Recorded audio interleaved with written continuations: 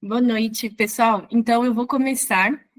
Obrigada pela presença de vocês e pela participação novamente. Bom, nós nos conhecemos aula passada, né? Então, eu sou a Jéssica, vocês estavam aqui no dia. Eu vou continuar, então, alguns temas que nós estávamos falando e outros a gente começa hoje, ok? Caso vocês tenham dúvidas, a mesma coisa que eu falei aula passada, dúvidas, sugestões, comentários, fiquem à vontade para vocês falarem. Podem abrir o microfone se vocês quiserem, ou mandar aqui no chat, tá bom? Eu estou à disposição, eu vou passando os materiais, mas se vocês tiverem qualquer questão, comentário, que seja, é só falar, tá bom? Obrigada novamente pela participação, espero que vocês estejam bem. Então, vou começando e a gente vai conversando. Então, boa noite, Camila, tudo bem? Obrigada pela participação. Oi, Jéssica, você consegue me ouvir? Consigo, Eduarda? Eu não consegui falar antes que aqui só funciona com fone. Não, acho que só dizer que, assim, tá bem difícil, né? Eu acho que com os incêndios, assim, eu tô triste, sabe? Por quê? Por conta dos incêndios, hoje eu vi uma chuva de fuligem aqui, aí a coisa vai virando mais verdadeira, né? E aí, enfim, acho que tô aberta a ouvir hoje, mas confesso que tá um dia muito difícil, assim, sabe? Tipo, com tudo que tá acontecendo. Eduarda, você mora onde? Eu moro em Niterói, no Rio de Janeiro. Tá, você mora no Rio. E, nossa, ouvir você assim com a voz embargada, a gente fica... É muito difícil mesmo, né? É muito difícil, inclusive, abstrair isso tudo. Obrigada, né, por falar.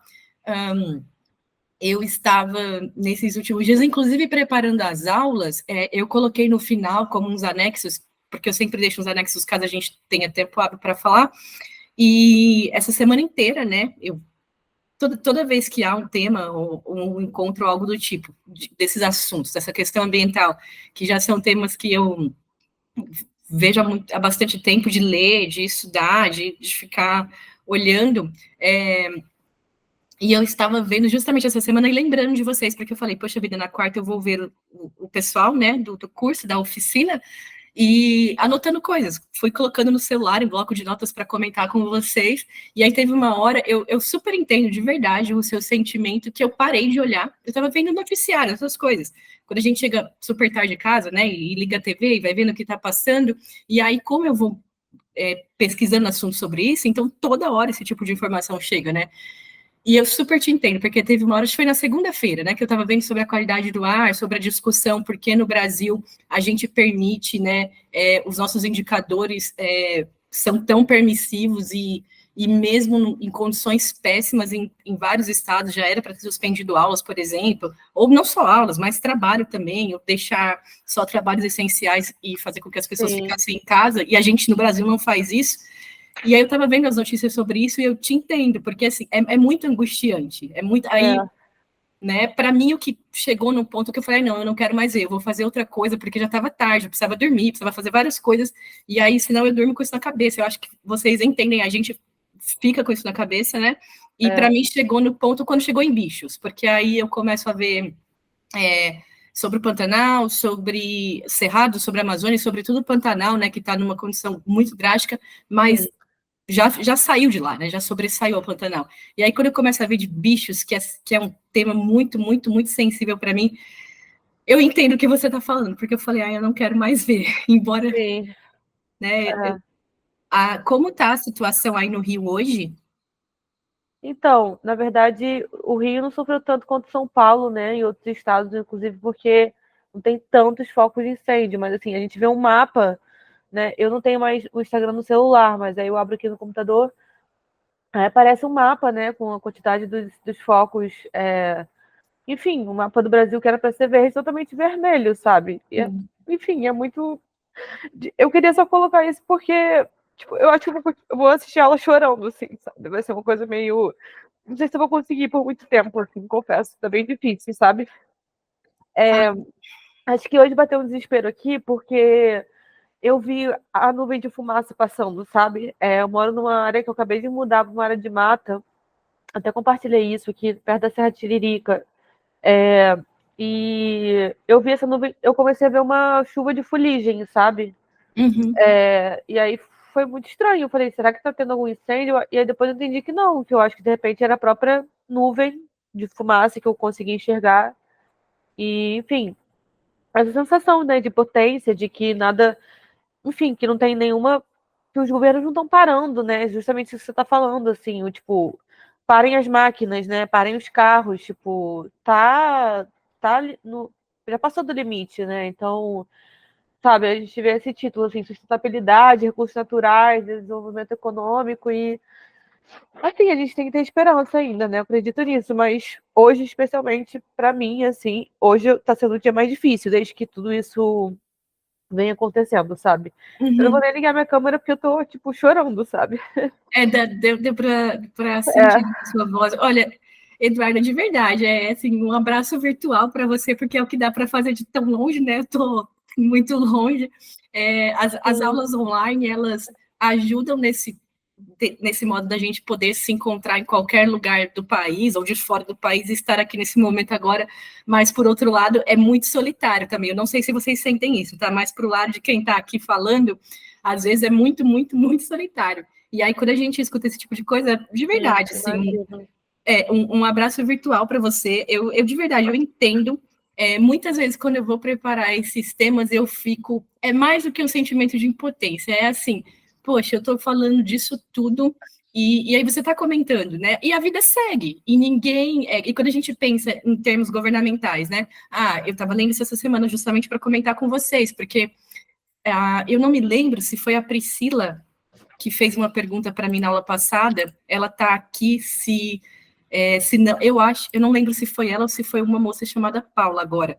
Se foi a Priscila, desculpa, Priscila, que eu não lembro exatamente o nome, eu ainda anotei, mas eu não sei onde eu anotei. Mas que estava falando, né, que sobre a questão das queimadas em Ribeirão Preto, Brasília, e aí a relação até se a Mata Atlântica era mais resiliente ou não, que eu comentei que verificaria, Sim, e de fato a Mata Atlântica é mais resiliente, mas não é esse o ponto.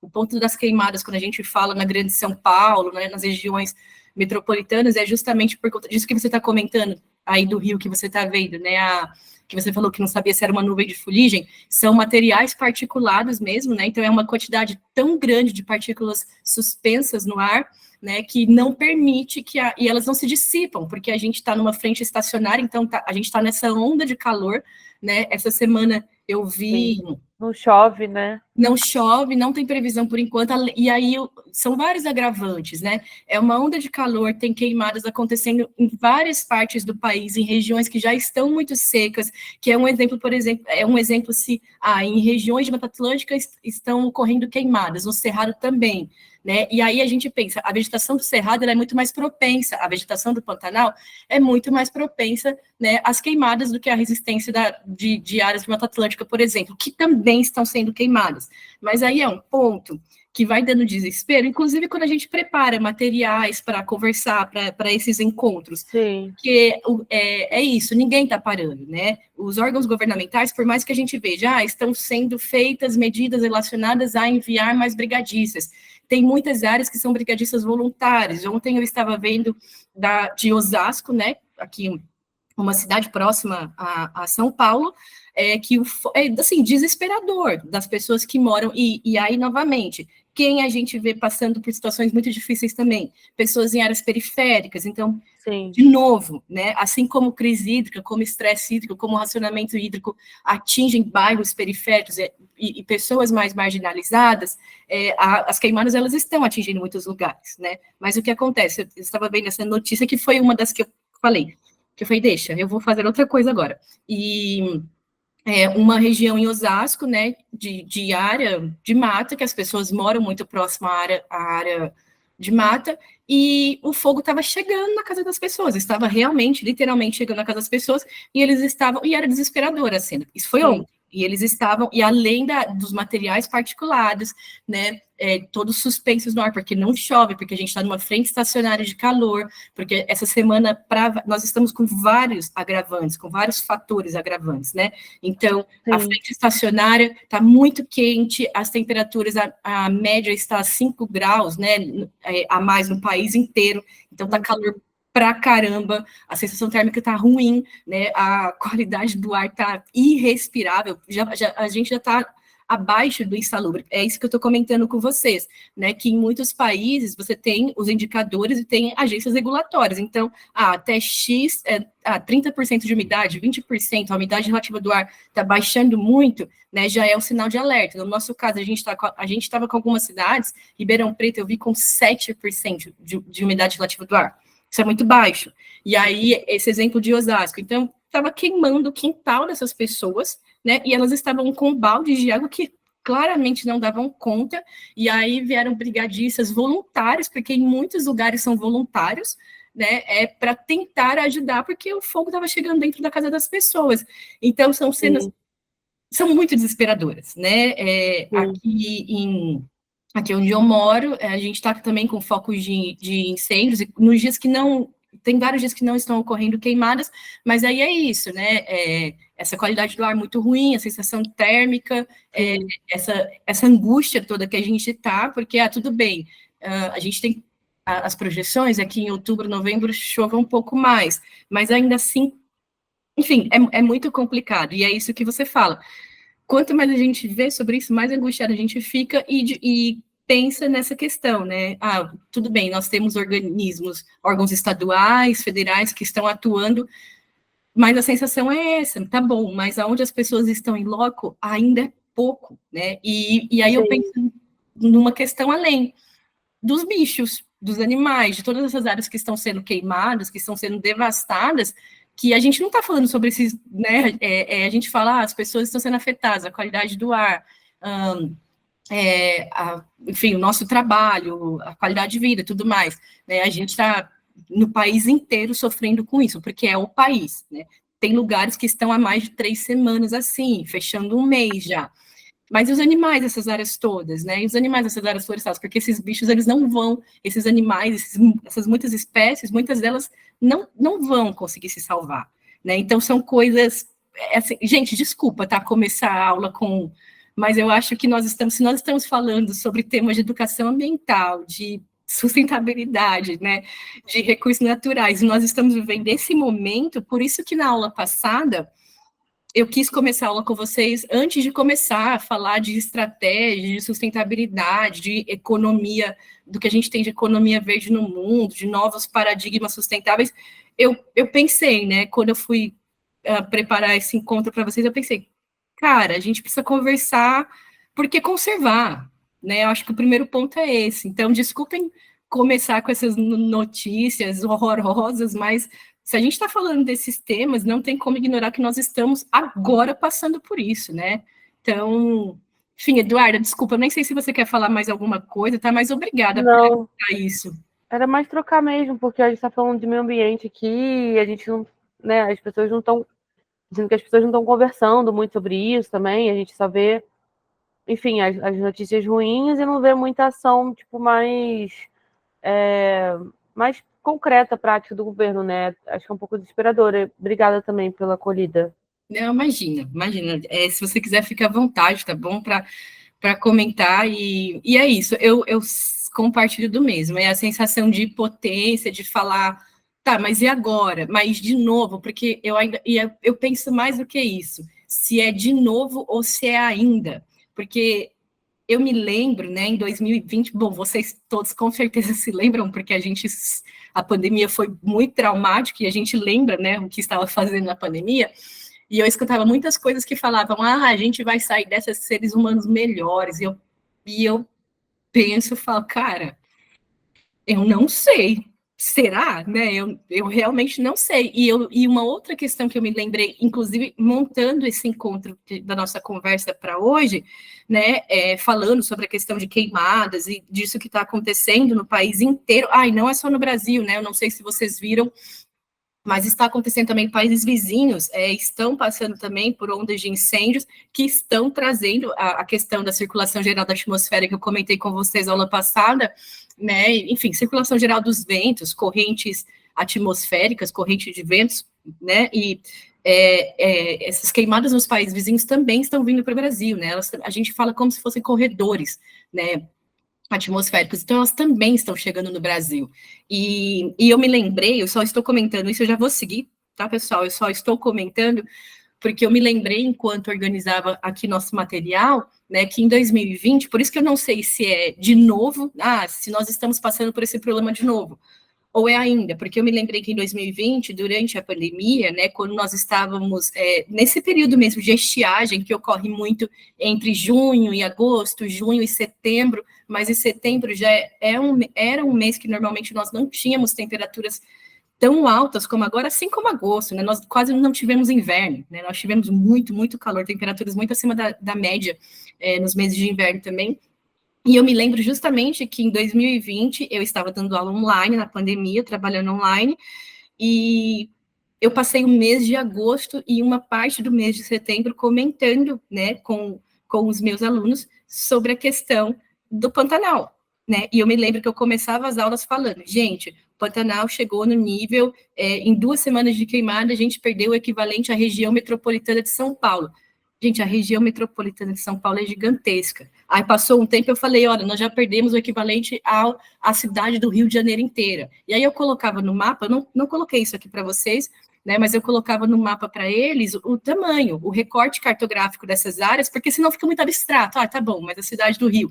E aí eu até dei outros exemplos, né? Eu falei, por exemplo, do caso de Portugal, né, que é menor do que o estado de São Paulo, e que eu estava comentando com eles, a gente já perdeu uma área equivalente ao estado inteiro. Vocês conseguem imaginar que se a gente perdesse um país inteiro, se Portugal inteiro estivesse queimando? É isso que aconteceu. E é o que a Eduarda falou, e as coisas seguem, e a vida segue, e tudo segue, e novamente, a gente sabe, né, nós vivemos num país que nós sabemos os meios de estiagem, quais são as atividades econômicas que estão muito propensas, né, também a propiciar essas queimadas e afins, ou pelo menos a facilitar, por mais que, tudo bem, tem incêndios criminosos, tentam pegar os responsáveis, mas a gente sabe como a impunidade aqui, infelizmente, e ainda assim, né, não ocorreram medidas, como chama, medidas mitigadoras o suficiente, né? Então, tudo bem, então tem muitas áreas que você prepara essas áreas, parques estaduais, unidades de conservação, áreas protegidas costumam fazer isso, tentar preparar essas áreas, né, para que antes de começar o período de seca, o período de estiagem, elas estejam preparadas. O ano passado eu visitei a Serra da Canastra, né, em Minas, que é incrível, é Animal Park, desculpa, não só a Serra, né, o Parque Nacional, uma parte só, porque é um parque gigantesco, e aí em várias áreas, né, o monitor que estava conosco, ele mostrou que eles fazem lá aqueles incêndios controlados, que não sei se o nome é exatamente esse, mas eu acho que sim, e aí a ideia é preparar, ou deixar aquelas áreas preparadas para que não ocorram incêndios maiores, né? Tem nomes certinhos para isso, tá? Na biologia, dessa forma de manejo de áreas, né? Desculpem se eu estiver falando alguma besteira, mas eu sei que tem nomes específicos. Mas ainda assim, quando a gente pensa em áreas do tamanho do Pantanal, né? Cerrado, floresta amazônica, que é gigantesca, a gente está falando da maior floresta equatorial, né? Então, ainda é pouco pensar que essas medidas, essas questões mitigadoras, né, ou essas ações de manejo, elas não chegam a tempo, porque o Pantanal está queimando de novo. E eu me lembro que naquele tempo, na pandemia, que já tinha todo aquele terror da pandemia, que toda a situação que a gente não sabia, né, como sairia daquilo, se sairia e quanto tempo demoraria, eu sempre chegava com essas notícias. Eu me lembro um dia que eles comentaram comigo, Jéssica, a gente não aguenta mais você falando do Pantanal, cara, tá insuportável. E eu estava falando justamente dentro de geografia física de questões ambientais. Então é isso, não dá para a gente ignorar, né? Aula passada nós comentamos sobre essas questões e essa semana todos vocês, eu tenho certeza que vocês estão passando e sofrendo com isso também, né? E, enfim, eu penso muito sobre isso de perspectivas futuras para o nosso país, porque a gente precisa pensar, né? E eu juro que eu tento pensar, não, talvez a gente tenha políticas públicas melhores em relação a isso, que sejam colocadas em ação, porque no papel a gente tem políticas ambientais muito, muito boas, gente, super referenciadas, né? Mas aí isso é o que a Eduarda falou. Fica esse sentimento de, peraí, tá tudo literalmente pegando fogo, né? Olha a situação que os biomas estão, os domínios morfoclimáticos que nós estamos vivendo, né? Que os animais em suas milhares de espécies estão, e aí, né? E aí é pouco, e aí esse sentimento, essa sensação que as coisas não saem desse lugar, enfim, é muito ruim, né? Então, é isso. Essa não era a apresentação, né, ou esse início de noite que eu tinha em mente, embora eu tinha colocado um pouco mais para frente, lá no final, sobre esses temas que estão acontecendo essa semana, eu até deixei um slide escrito contextualizando a conjuntura atual, né, mas eu agradeço, Eduarda, pela conversa, pelo desabafo, tá bom? E, gente, se alguém quiser comentar, eu vi aqui o pessoal dando boa noite, a Priscila, a Camila, a Wilna, Zélia, isso? Acho que sim, né? Pessoal, boa noite a todos, tá bom? A todos que foram entrando. Espero que vocês estejam bem, na medida do possível, né? Com tudo isso que está acontecendo, tá? Sejam bem-vindos novamente, né? Ao encontro, e obrigada novamente pela participação, tá bom? Alguém quer fazer algum comentário sobre essas questões que nós estamos falando? Que, novamente, elas estão muito relacionadas, eu acho que elas estão completamente relacionadas aos temas que nós estamos tratando aqui no curso, né? Então, difícil não falar sobre. Então, alguém tem algum comentário? Quer falar algo? Enfim, tem alguma... ficou com alguma questão da aula passada, ou alguma dúvida, ou algo que quer compartilhar? Se vocês quiserem, tá? Fiquem à vontade para abrir o microfone, ou colocar aqui no chat. Fique à vontade, Laura. Eu sou aqui de São Paulo, né? Eu trabalho aqui na Zona Leste, São Miguel, não sei se alguém conhece.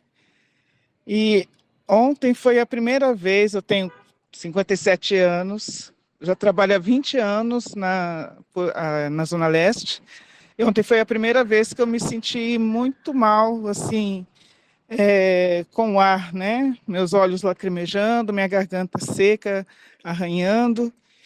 E aí eu pensei, nossa, eu nunca vivi uma situação assim em todos esses anos de vida. Eu nunca pensei que fosse passar por isso. E eu fico preocupada com o nosso futuro. Fico muito preocupada. Eu não sei o que a gente pode fazer, né? Eu digo a gente como povo, né? Porque é uma situação muito grave. Eu estava ouvindo a colega de Niterói, né? Isso. É isso? Eu entendi bem? É isso, Laura. Eu sou de Niterói, por isso que me chamou a atenção. Olha. E eu vim para São Paulo muito cedo, né? E assim, eu estou estarrecida com o que a gente está passando, estou mesmo. E, sei lá, vamos ver se a gente consegue, né? Para as próximas gerações, melhorar isso. Era só isso que eu queria falar. Não estou nem acrescentando, mas é só um pequeno desabafo. Não, tá acrescentando sim, Laura, e o que me chama a atenção na sua fala, né? Você está dizendo em 20 anos, né? Nunca passou por uma situação dessa. Laura, eu conheço sim São Miguel. Desculpa, a aula passada, na semana passada eu perguntei, mas algumas pessoas falaram, outras não. Você também é educadora, é isso? Sou professora, eu dou aula para Fundamental 1 e Fundamental 2. Eu dou aula Sim, de inglês. Verdade. Você falou do Fundamental 2, e aí você trabalha em São Miguel, é isso? Eu trabalho em São Miguel, eu trabalho para a Prefeitura de São Paulo. Tá, entendi. Eu moro em Mogi das Cruzes e trabalho em São Miguel. Tá, entendi. Eu não sei qual área você trabalha, mas em Itaim Paulista tá bem difícil. Eu estive anteontem e estava muito ruim lá. E você não está longe, né? Porque está dentro de São Miguel, né? Isso, não, tá péssimo, tá péssimo. E eu nunca tinha passado por isso. Assim, eu começo a pensar em andar de máscara, porque tá irrespirável, não dá. É impressionante. Eu acho que deveria ser até decretado assim feriado, porque está muito ruim. Se não chover, não sei o que vai ser da gente. Eu não sei se você viu, né? Em várias cidades, se vocês viram, no Acre, em algumas cidades, eles tiveram, isso já há 2 semanas, tá? Que eu tenho acompanhado, eles tiveram que suspender aulas e, em alguns lugares, atividades não essenciais, ou que as pessoas, e grupos de risco, como gestantes, por exemplo, estão em atividades não essenciais, estão em casa, né? Em algumas cidades do Acre eu vi. Eu imagino, eu não sei, ok? Mas eu imagino que em outras cidades isso pode estar acontecendo também, né? E aí foi o que a gente começou, que eu falei um pouco antes. Novamente, isso depende de parâmetros. Os nossos indicadores, né, permitem que a gente, mesmo com esses índices insalubres, né, de qualidade do ar, porque é isso, não sou eu quem estou falando, não, tá, gente? Nós já estamos em índices considerados insalubres, não é a baixa qualidade do ar, não, é insalubre. E, né, em outros países, por muito menos, você suspende tudo. Então, não sei se não tem um nome, não feriado especificamente, né, mas é uma situação de emergência, suspende. Então, só sai de casa pessoas que precisam de trabalhos essenciais, que estão em trabalhos essenciais, mas suspende aulas, grupos de riscos não saem, enfim, né, então, é isso, novamente, está relacionado também com gestão pública, com legislação e com o que a gente tem aqui vigente no Brasil, que permite, né, a nossa tolerância, infelizmente, para esses casos é mais alta. Não deveria ser, porque aí é isso, dá essa impressão também, a gente passa por tudo isso e vai continuar passando, é o exemplo que eu falei para vocês do Pantanal, né, em 2020, no final das contas, áreas maiores do que o estado de São Paulo, enfim, do que a cidade de São Paulo, capital, essas áreas foram queimadas. Tá bom, e seguiu a vida, e agora está queimando tudo de novo. E, novamente, a gente já não sabia que neste período do ano,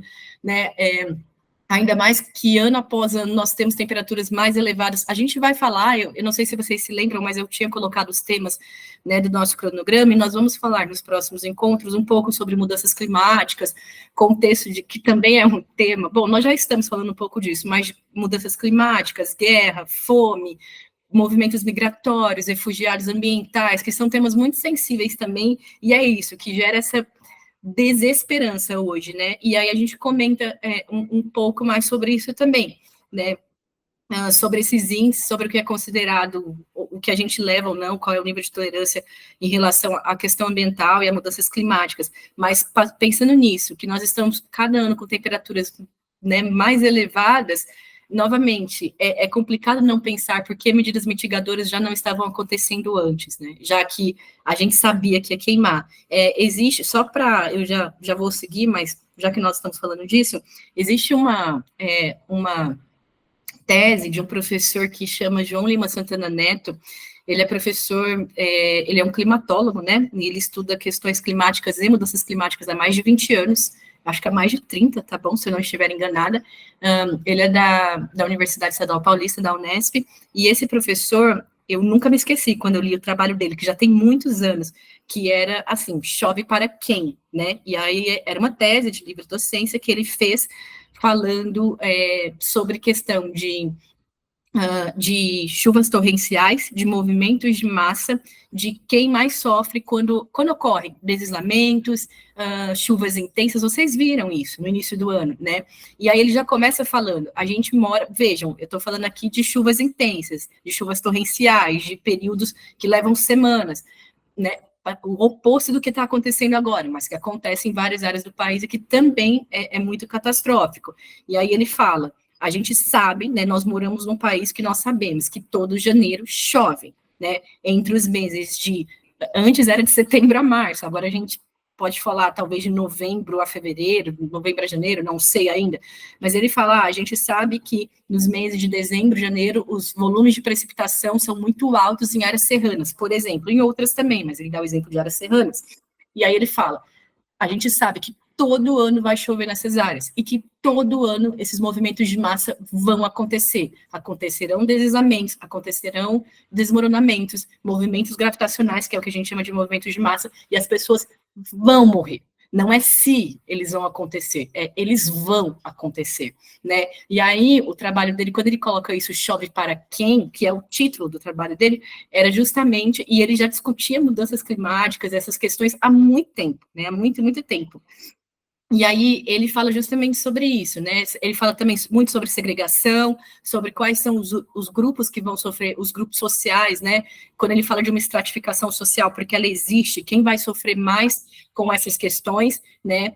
é muito interessante, mas ele fala sobre isso, e eu acho que quando eu penso no Pantanal, que agora não é só o Pantanal, né, é o país como um todo, quando a gente pensa nessas áreas que estão em estiagem, que estão sofrendo por incêndios, e antes era uma outra questão, esses incêndios, eles estavam muito longe da gente, né, uma coisa é, a Amazônia está pegando fogo, mas a Amazônia está muito longe de mim, né, a Amazônia está muito longe da minha realidade, eu não conheço as pessoas que estão lá, os povos ribeirinhos, no litoral, no caso, os caiçaras que a gente tem, ou os quilombos, ou os povos da floresta que vivem na região norte, eles estão muito longe, eu nem conheço. Está pegando fogo nas reservas indígenas, mas elas estão muito longe daqui, né, acho que vocês viram sobre o caso dos Yanomamis, o que aconteceu, né, que vem sido denunciado do ano passado para cá, que agora a mídia já não fala mais, mas que eles ainda estão numa situação muito difícil, né, que a gente chama de tragédia.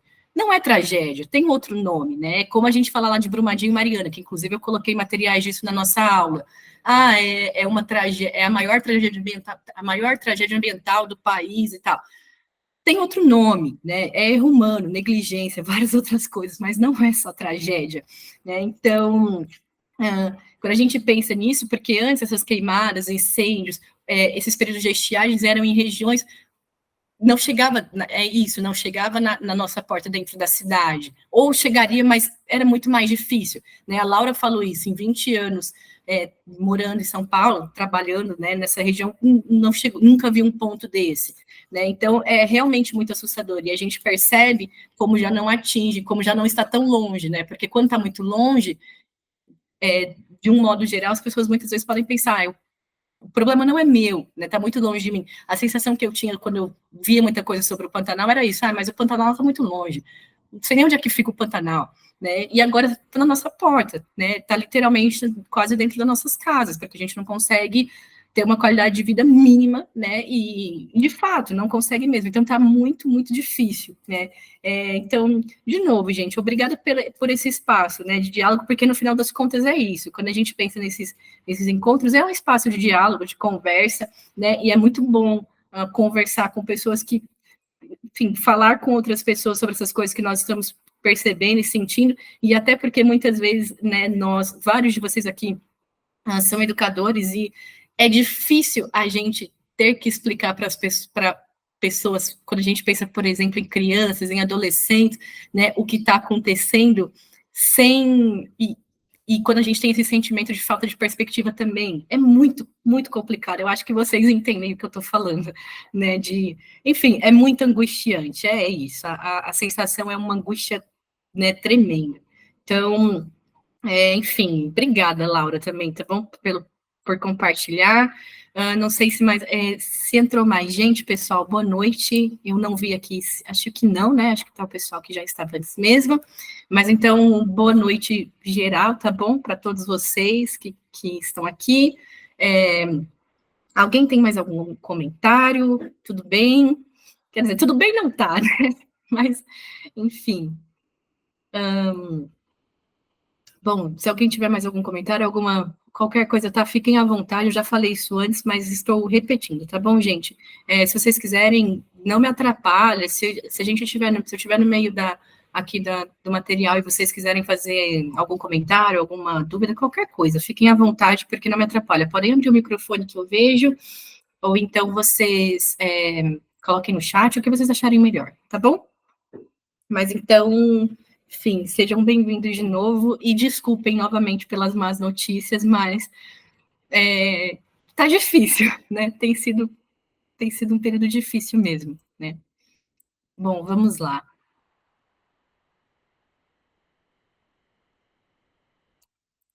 Bom, pessoal, então eu vou colocar aqui nosso material, tá bom? Qualquer coisa vocês me avisem.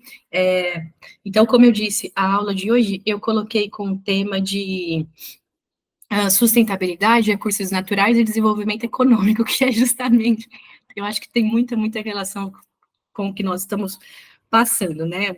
O contexto, enfim, não poderia ser mais circunstancial nesse caso.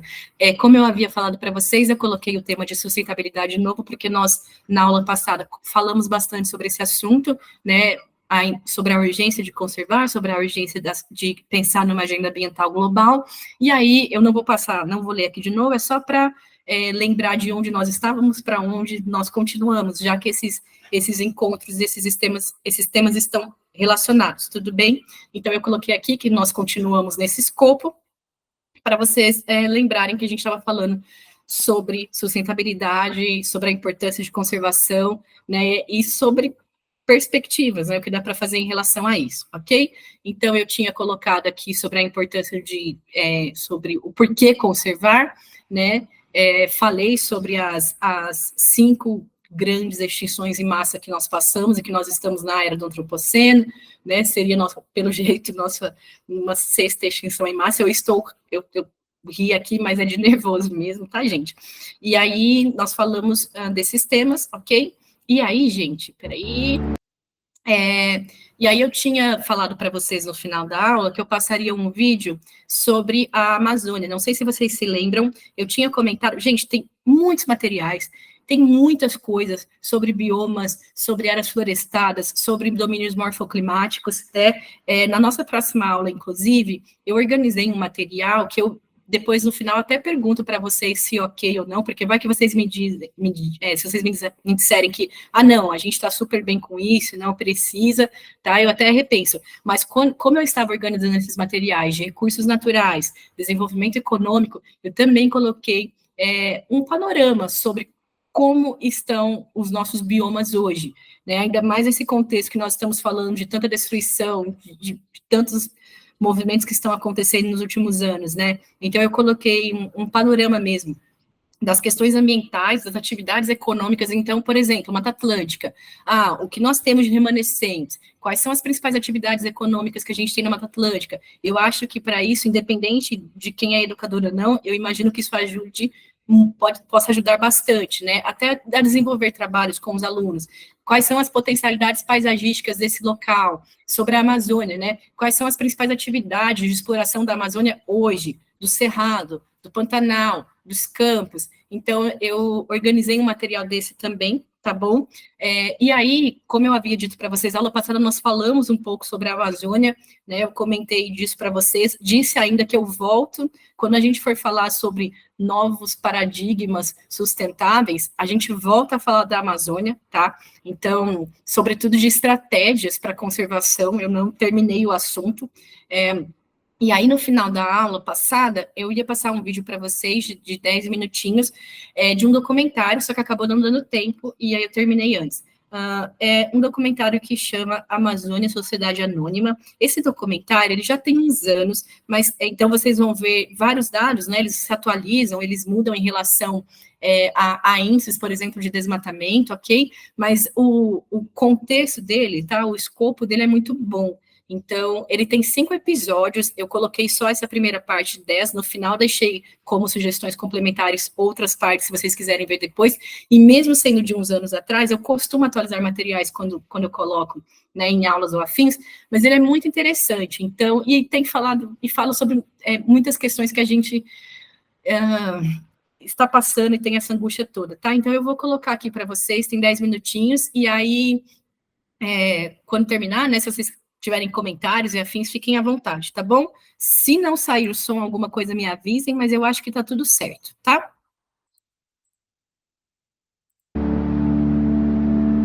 Hoje, a gente começa uma série de 5 episódios sobre a Amazônia brasileira.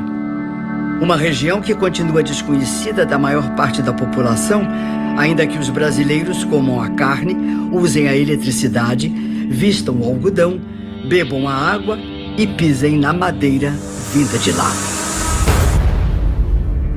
Nós viajamos mais de 10.000 quilômetros por água, terra e ar para tentar revelar uma sociedade que continua anônima para o Brasil. É impossível dar voz a todos os que lutam pela Amazônia. Aliás, não existe uma Amazônia, são muitas Amazônias. Amazônia Sociedade Anônima, Amazônia S.A.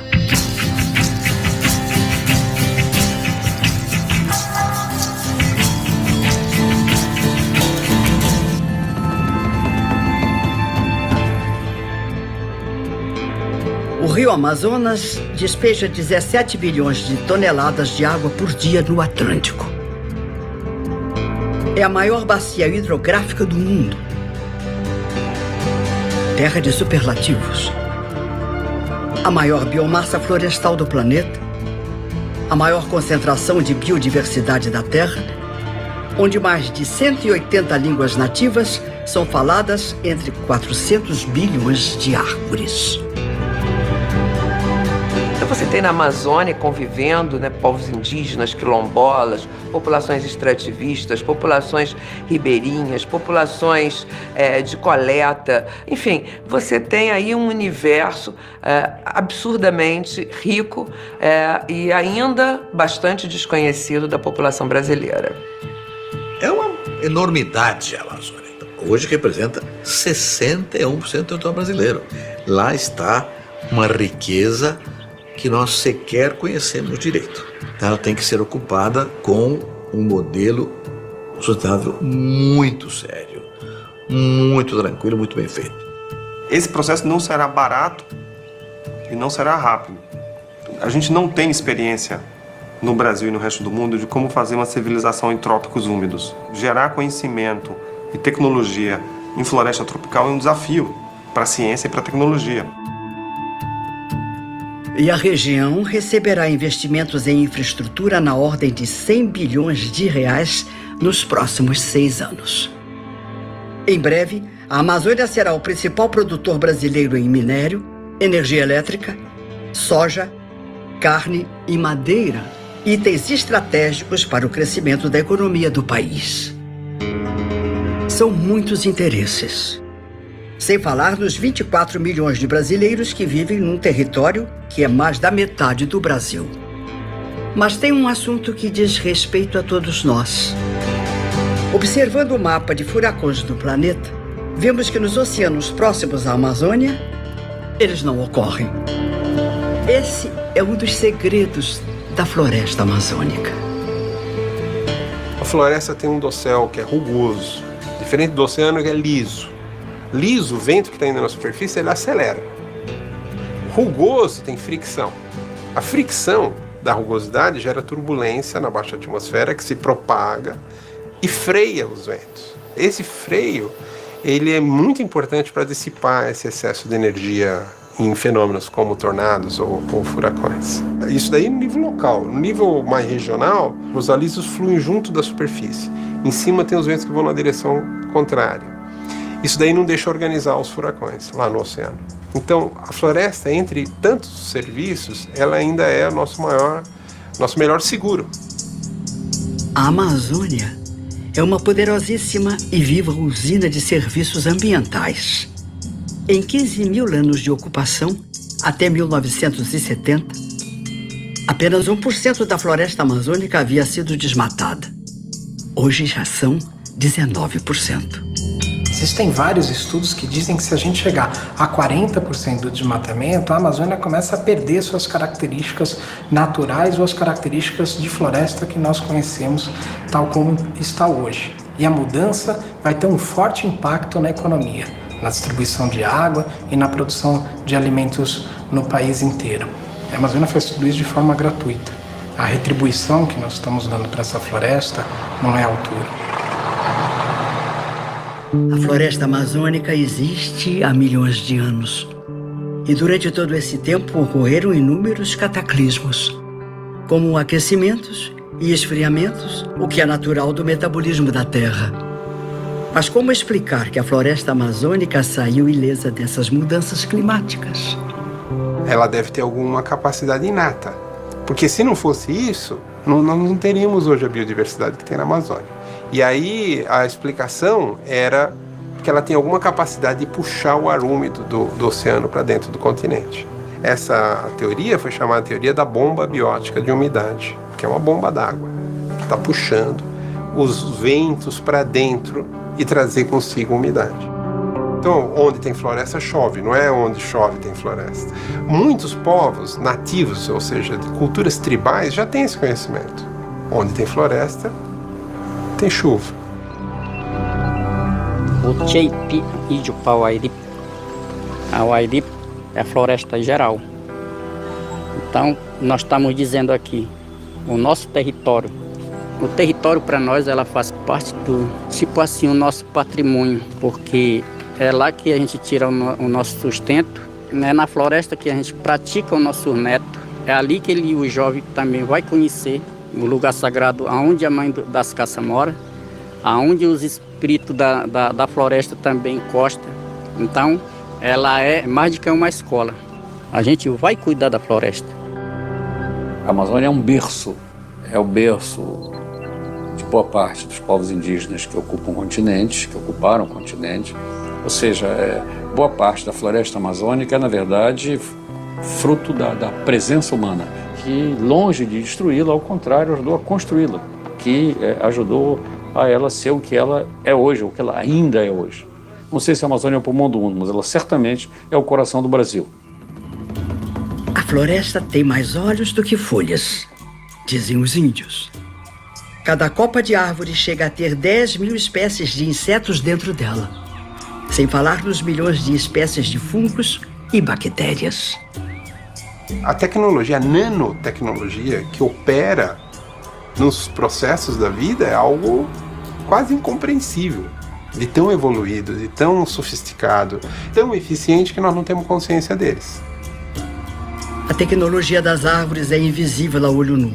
Não sabíamos, até pouquíssimo tempo, que uma árvore é capaz de evaporar mais de 1.000 litros de água por dia na atmosfera. São 20 bilhões de toneladas de água que a Amazônia evapora diariamente. Um rio maior que o próprio rio Amazonas. Quanta eletricidade eu gastaria para evaporar esses 20 bilhões de toneladas de água? A gente fez o cálculo e chegamos que a usina de Itaipu, que é a maior do mundo ainda em potência, precisaria funcionar 145 anos na potência máxima para evaporar um dia de água da Amazônia. Isso mostra que as nossas maiores estruturas são microscópicas e patéticas diante da natureza. As pressões sobre a floresta são muitas. Grandes obras de infraestrutura, pecuária extensiva, a grilagem de terras, a extração ilegal de madeira, a abertura e o asfaltamento de estradas, até assentamentos da reforma agrária são grandes vetores de desmatamento. E vindo do sul, o agronegócio força os limites, ainda que o setor seja dependente do quinto segredo da floresta. Na zona do Equador, você tem as florestas do mundo. Nos trópicos, você tem os desertos. No entanto, esse que eu chamo de quadrilátero da sorte, que vai de Cuiabá no norte, Buenos Aires no sul, São Paulo no leste e os Andes, a Cordilheira dos Andes no oeste, é uma região que está nessa zona de ar seco que desce de Hadley e não é deserto. Por quê? É a floresta amazônica, que produz esse ar super úmido. E o segundo fator é a Cordilheira dos Andes, que é uma barreira de 6.000 metros de altura, que é como se fosse uma parede. Aí esse vento úmido bate nessa barreira e vem irrigar essa zona que de outra forma seria deserto. Esse é um serviço ambiental extremamente estratégico para o Brasil. O PIB do Brasil depende de uma estabilidade no regime de chuva. Parte dessas chuvas vem da Amazônia. Em contrapartida, a Amazônia é pobre, subdesenvolvida. Então essa contradição é insustentável. Não será mantida a floresta em pé com miséria e subdesenvolvimento. A floresta será mantida em pé se tiver progresso social para, de fato, garantir essa conservação da biodiversidade da Amazônia. Hoje ninguém defende publicamente o desmatamento da Amazônia. É como defender um crime. Mas como explicar que desmatamos, no último ano, uma área do tamanho de 3 vezes o município de São Paulo? Semana que vem, vamos começar a entender para onde vai toda essa riqueza.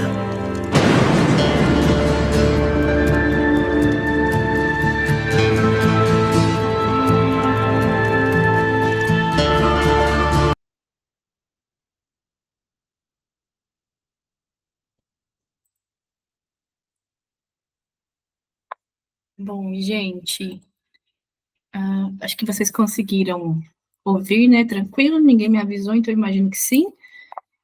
Como eu disse, né? Alguns dados, quando eles falam, sobretudo no INPE, que é o Instituto Nacional de Pesquisas Espaciais, né? A gente tem o INPE aqui em São Paulo, no São José dos Campos, a gente tem o INPA, que é o Instituto Nacional de Pesquisas da Amazônia, né? Os dois são super importantes e sempre eles trazem alguns dados relativos a uns anos, quando foi feito o documentário, que hoje são bem mais assustadores em termos de desmatamento, mas eu particularmente gosto desse documentário. Ele tem 5 episódios, todos de 10 minutos, porque fala sobre as principais atividades exploratórias hoje da Amazônia. Então, fala dos potenciais, do potencial paisagístico da Amazônia, dos ecossistemas. A aula passada a gente conversou, né? Acho que vocês se lembram que eu coloquei lá nos materiais sobre a quantidade de espécies, em várias delas, né? De mamíferos, invertebrados, de insetos, no vídeo eu falo um pouquinho também, mas a quantidade de... a porcentagem de que mais de 40% dos medicamentos que a gente tem no mundo são oriundos, né, de insumos de plantas medicinais, né, e que a importância da Amazônia em relação às questões ambientais, em relação à saúde, em relação ao nível de desenvolvimento. Então, eu particularmente gosto porque esse traz um panorama. Os outros episódios, eles mostram sobre desmatamento e a exploração, a extração ilegal de madeiras, extração mineral ilegal também, né, mas atividades mineradoras, que vocês escutam o tempo todo falar sobre isso também, sobre o potencial das hidrelétricas, inclusive na nossa aula eu também coloquei questões sobre as hidrelétricas no país, né, falando de desenvolvimento econômico, atividades econômicas, eu trouxe algumas questões falando disso, das implicações ambientais, e do outro lado, né, na contramão disso, como elas são importantes para o nosso desenvolvimento, porque a gente está agora aqui numa aula online com energia elétrica, internet, né, e mais uma série de fatores que nos permitem estar aqui. Então, é isso. Esses outros episódios, eles falam sobre as hidrelétricas, falam sobre perspectivas futuras em relação às atividades econômicas na Amazônia, desmatamento, as atividades madeireiras e também sobre atividades extrativas, tá bom? Espero que vocês tenham gostado e... Enfim, alguém tem algum comentário, alguma coisa? Tudo certo? Podemos seguir?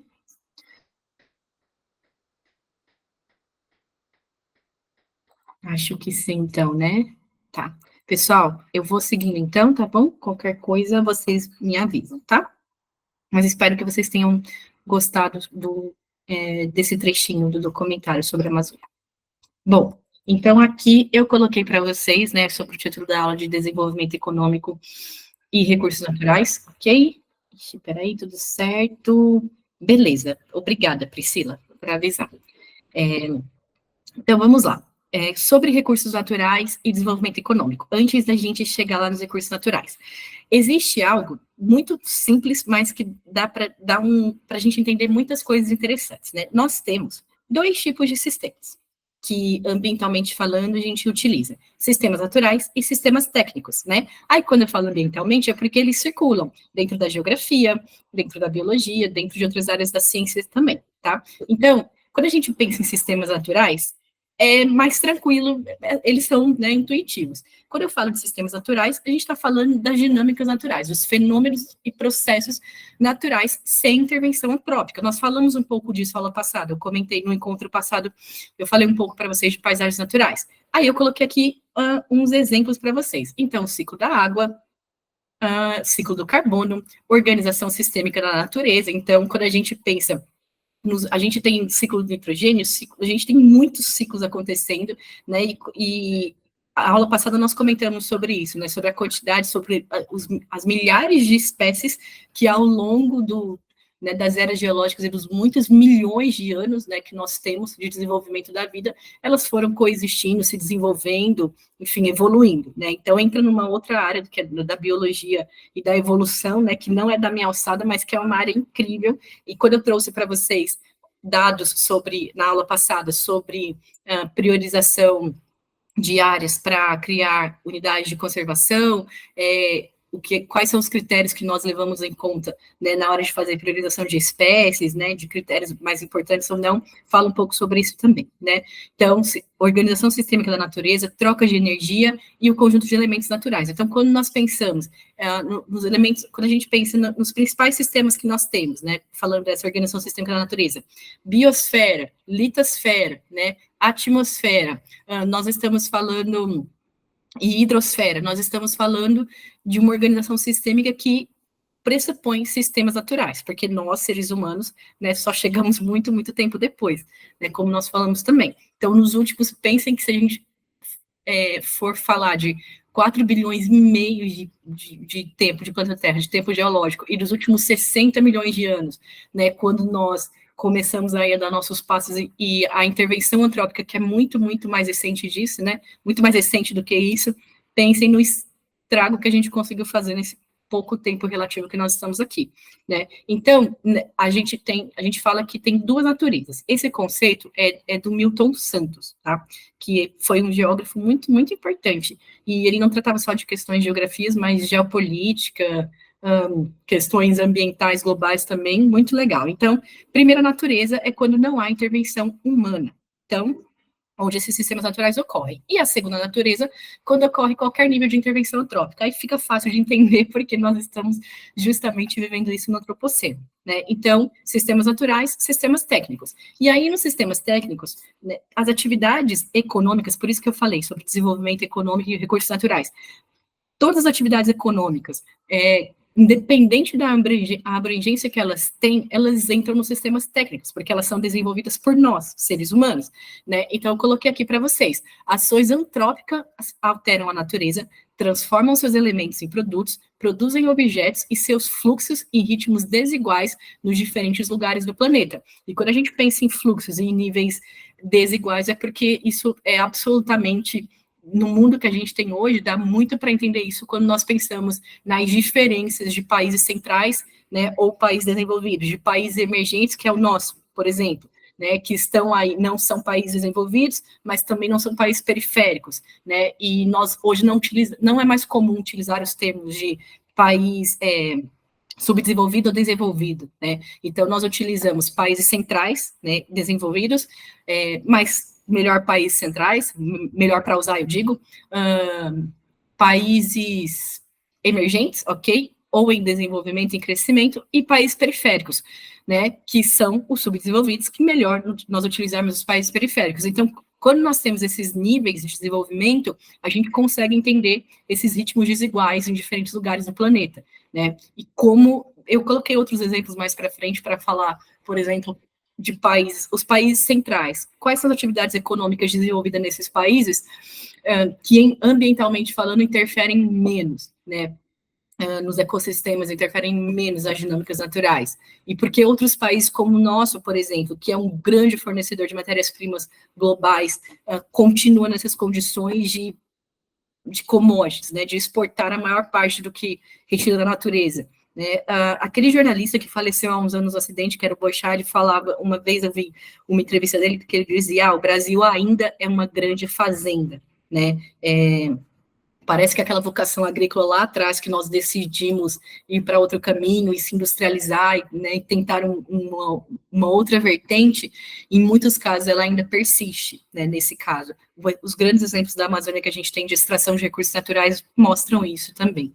Então, eu só queria dar um exemplo para vocês aqui sobre isso, sobre fluxos em ritmos desiguais. Aí aqui eu coloquei um exemplo dos sistemas técnicos. As cidades, elas são a maior transformação antrópica que nós temos da natureza, né? Lugar de movimento, dos grandes fluxos de informação, de produtos, de capital, de pessoas, de ações, de serviços, ok? Então, quando nós pensamos, eu quero um exemplo de sistema técnico, pensando até no que vocês poderiam, de repente, desenvolver em algum trabalho em sala de aula, né? Eu quero exemplos de sistemas técnicos, de que forma nós, seres humanos, interferimos amplamente nos recursos, na natureza e nos recursos naturais. As cidades, elas são, né, a grande materialização dos sistemas técnicos que nós temos. E aí eu coloquei aqui um outro exemplo para vocês sobre as próteses territoriais. Então, o que são próteses territoriais? Né? Elas viabilizam o desenvolvimento das grandes cidades. E aí a gente fala de algo chamado otimização do território. Então, vou dar um exemplo. O Japão é um país muito pequeno, tem mais de 130 milhões de habitantes, então ele é densamente povoado, ele é muito populoso também, porque 130 milhões é bastante. Dá para comparar com a China, que é 1,4 bi? Não, mas é bastante coisa, 130 milhões, num território que é um arquipélago, né, que são várias ilhas, um arquipélago formam várias ilhas, e eles otimizaram o território absurdamente, né, desde os últimos séculos, mas sobretudo século XX. Então, eles criaram essas próteses territoriais, eles criaram um sistema muito importante de pontes, tem um outro nome, né, de áreas aterradas. Então, como eles estão num monte de ilhas, né, eles criaram áreas que conseguiram aterrar para otimizar o território, para expandir um pouco essas áreas territoriais. Eles criaram formas de exploração dos recursos naturais que foram otimizadas em relação a outros países que só fizeram isso mais tardiamente. Então, as próteses territoriais, elas podem se desenvolver de várias formas. Quando a gente pensa até o próprio sistema de habitação que nós temos, bem, pensem, existem milhares de condomínios, milhares de prédios, né? A gente tem um sistema verticalizado justamente porque sistemas horizontais não dão conta da quantidade de pessoas que precisam de um teto, né, sobre a cabeça. Então, é um exemplo de próteses territoriais. Pontes, quando a gente vê essas, eu não sei se vocês já viram, a National Geographic, ela tem uma, não sei se é uma série, mas que chama Grandes Construções Fantásticas, e aí mostra coisas absurdas como esses prédios, navios, enfim, conglomerados, como isso tudo é produzido. E aí são exemplos de próteses territoriais também que nós temos, ok? Quando a gente consegue, vamos pensar em arquipélagos, em ilhas, ou em áreas muito remotas, que você consegue criar um aeroporto dentro da água, cara, né, dentro de uma área oceânica. Isso é uma prótese territorial. Isso gera uma série de impactos ambientais, sem dúvida, mas, novamente, aqui a gente está falando de sistemas técnicos, de como eles interferem, né, de como eles são grandes e que são feitos por nós. E eu vou dar um outro exemplo para vocês. Para falar de Dubai, né, no Oriente Médio, nos Emirados Árabes Unidos, que é um exemplo de... Dubai é isso, é uma prótese territorial, né, foi projetado numa área hostil, no meio do deserto, né, inclusive passou há uns meses por chuvas também, né, de um outro sistema que eles têm produzido, de produção artificial também de chuvas, mas não é só isso. Mas, enfim, é um baita exemplo de como os caras construíram numa área muito hostil, né, um território muito complicado, próteses territoriais, ok? Então, as cidades são grandes exemplos disso, por isso que eu quis colocar para vocês. Então, sistemas técnicos e sistemas naturais. Beleza? Deixa eu ver aqui o chat, acho que está tudo bem, qualquer coisa. Oi, Priscila. Não, sem problemas. Você falou que a internet está devagar. Qualquer coisa você me avisa, tá bom? Se tiver ruim para ouvir, algo do tipo, tá? Bom, então vamos lá. Então a gente tem sistemas técnicos e sistemas naturais. Os naturais precedem o segundo, beleza? Aí aqui eu coloquei para vocês sobre paisagem. Eu falei disso aula passada, eu só deixei no material caso vocês queiram usar, tá? Então, nós temos dois tipos de paisagens, as naturais e as modificadas. Já dá para entender que as modificadas, elas fazem parte dos sistemas técnicos. Então, elas são transformadas pela ação antrópica. Eu tinha falado dele também, mas coloquei aqui o nome do autor para vocês, que é o Aziz Absaber. Ele é o principal expoente desse conceito de paisagens naturais e paisagens modificadas, ok? O Aziz Absaber, ele também, essa frase aqui, as paisagens são grandes testemunhas das transformações decorrentes dos fenômenos físicos e antrópicos no planeta, essa frase é dele, ela explica muita coisa para a gente, né, e inclusive para a gente entender de onde veio a nossa história geofísica, geológica, e para onde nós estamos indo no antropoceno, tá bom? Então, sempre gosto de usar. Ele tem um livro muito importante chamado Domínios Morfoclimáticos e um outro chamado Paisagem de Seção, né, que fala sobre os mangues, sobre as áreas litorâneas, e aí adivinhem sobre esses assuntos todos que nós, inclusive, começamos essa aula hoje, né, de como esses ecossistemas, como esses domínios estão sendo afetados pela ação antrópica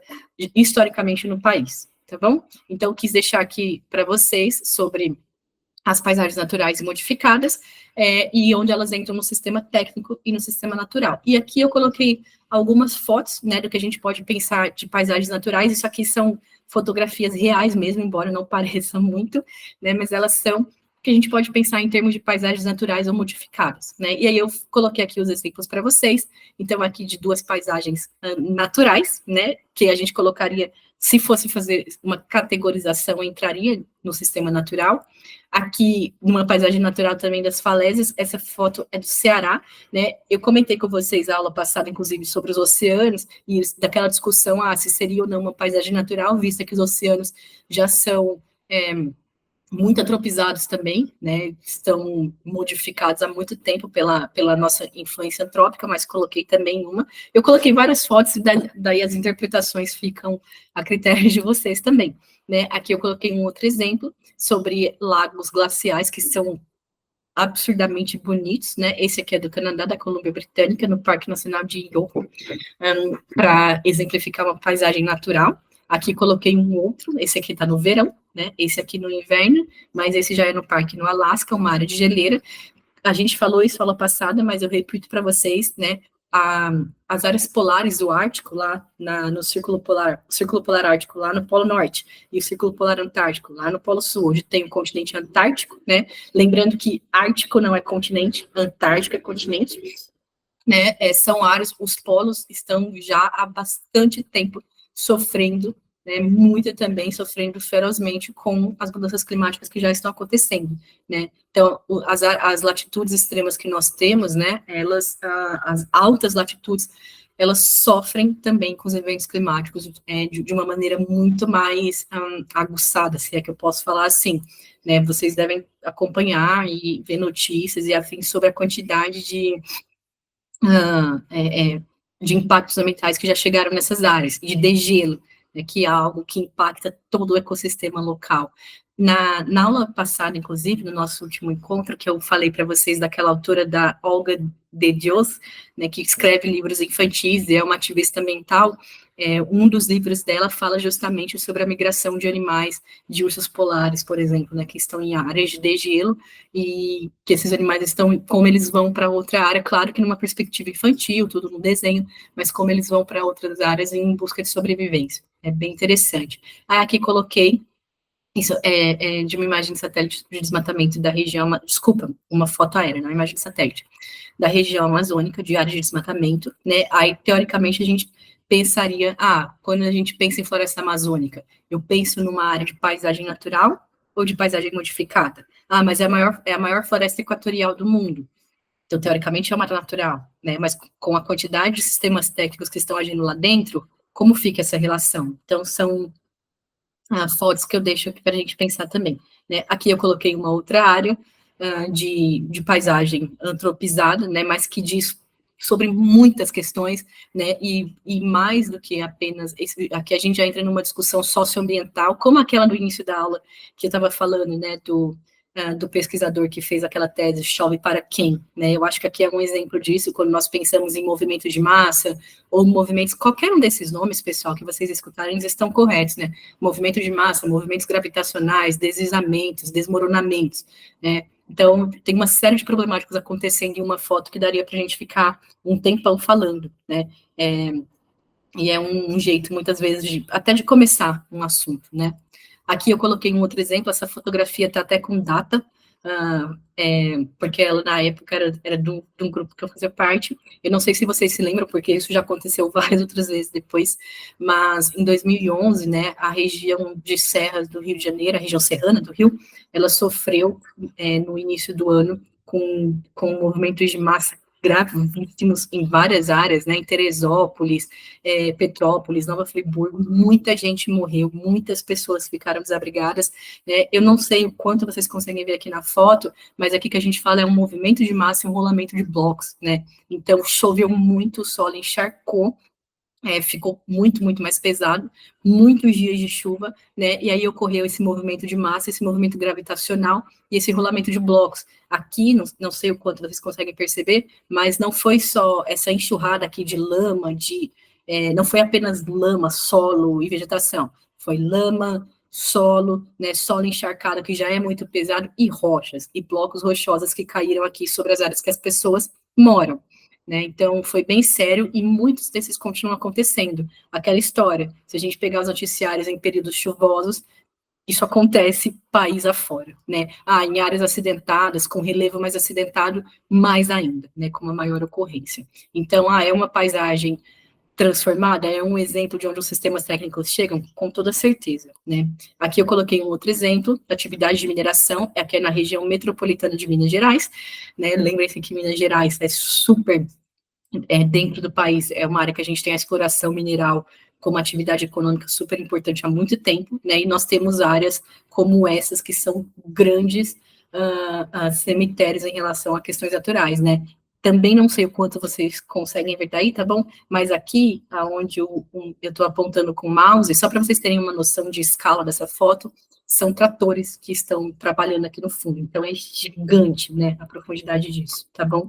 Aqui coloquei um outro exemplo, a Amazônia, tá? Então, aqui é a extração de um garimpo ilegal de ouro. Então, tudo isso que vocês estão vendo em laranja é mercúrio, né, que aí que a gente sabe que é proibido, mas que gera uma série de impactos ambientais. Então, você tem uma reação em cadeia, né? São áreas florestadas que passam por desmatamento, porque não dá para você fazer garimpo em área com a floresta de pé, né? Então, o desmatamento, o corte ilegal, depois a área que precisa muitas vezes ser queimada, e aí você faz a retirada do solo, usa mercúrio e outros metais pesados, e esses metais pesados, né, não saem do organismo, e aí existe aquele outro processo de contaminação do solo, de contaminação do lençol freático, né, dos corpos d'água que estão ali ao redor, e a gente está falando da Amazônia, que tem muitos corpos d'água, e é um grande exemplo. É só uma foto, eu sei, mas tem milhares de áreas dentro da região amazônica, né, que sofrem com a exploração ilegal de garimpo, e muitas delas próximas ou até dentro de áreas indígenas. Aí aquela história que a gente também falou há pouco, né? Parece que está muito longe, mas essas pessoas estão sendo absurdamente atingidas por isso também, né? Porque imagina você morar em áreas que são desmatadas, que o solo está contaminado, que os recursos hídricos estão contaminados, então nunca quando a gente fala de um tipo de exploração, nunca é uma coisa apenas, né? Você tem uma reação em cadeia, né? De questões muito problemáticas acontecendo. Então, novamente, eu penso na floresta amazônica, me remete a uma paisagem natural. Bom, aí é muito relativo, né? Aqui eu coloquei uma outra foto que também é da floresta amazônica, que aí é uma outra atividade, que é a pecuária extensiva. A gente tem a pecuária extensiva e intensiva, né, a extensiva que o gado é criado em grandes áreas abertas, e aí também tem todo esse processo, então, de desmatamento, essa área florestada que é transformada em pastagem, porque esses animais, eles não vão, obviamente, cruzar as áreas florestadas, né, ou pelo menos não é bem assim que a gente fala. Então, é um outro exemplo, a pecuária, que hoje, pensando, é uma atividade o agronegócio no Brasil, ele é imenso, né, ele é super importante economicamente falando, mas as questões ambientais relacionadas a mudanças climáticas e ao agronegócio, elas são inegáveis, né, e também é um assunto complicado de discutir, mas aí é um exemplo sobre a pecuária dentro da floresta amazônica também.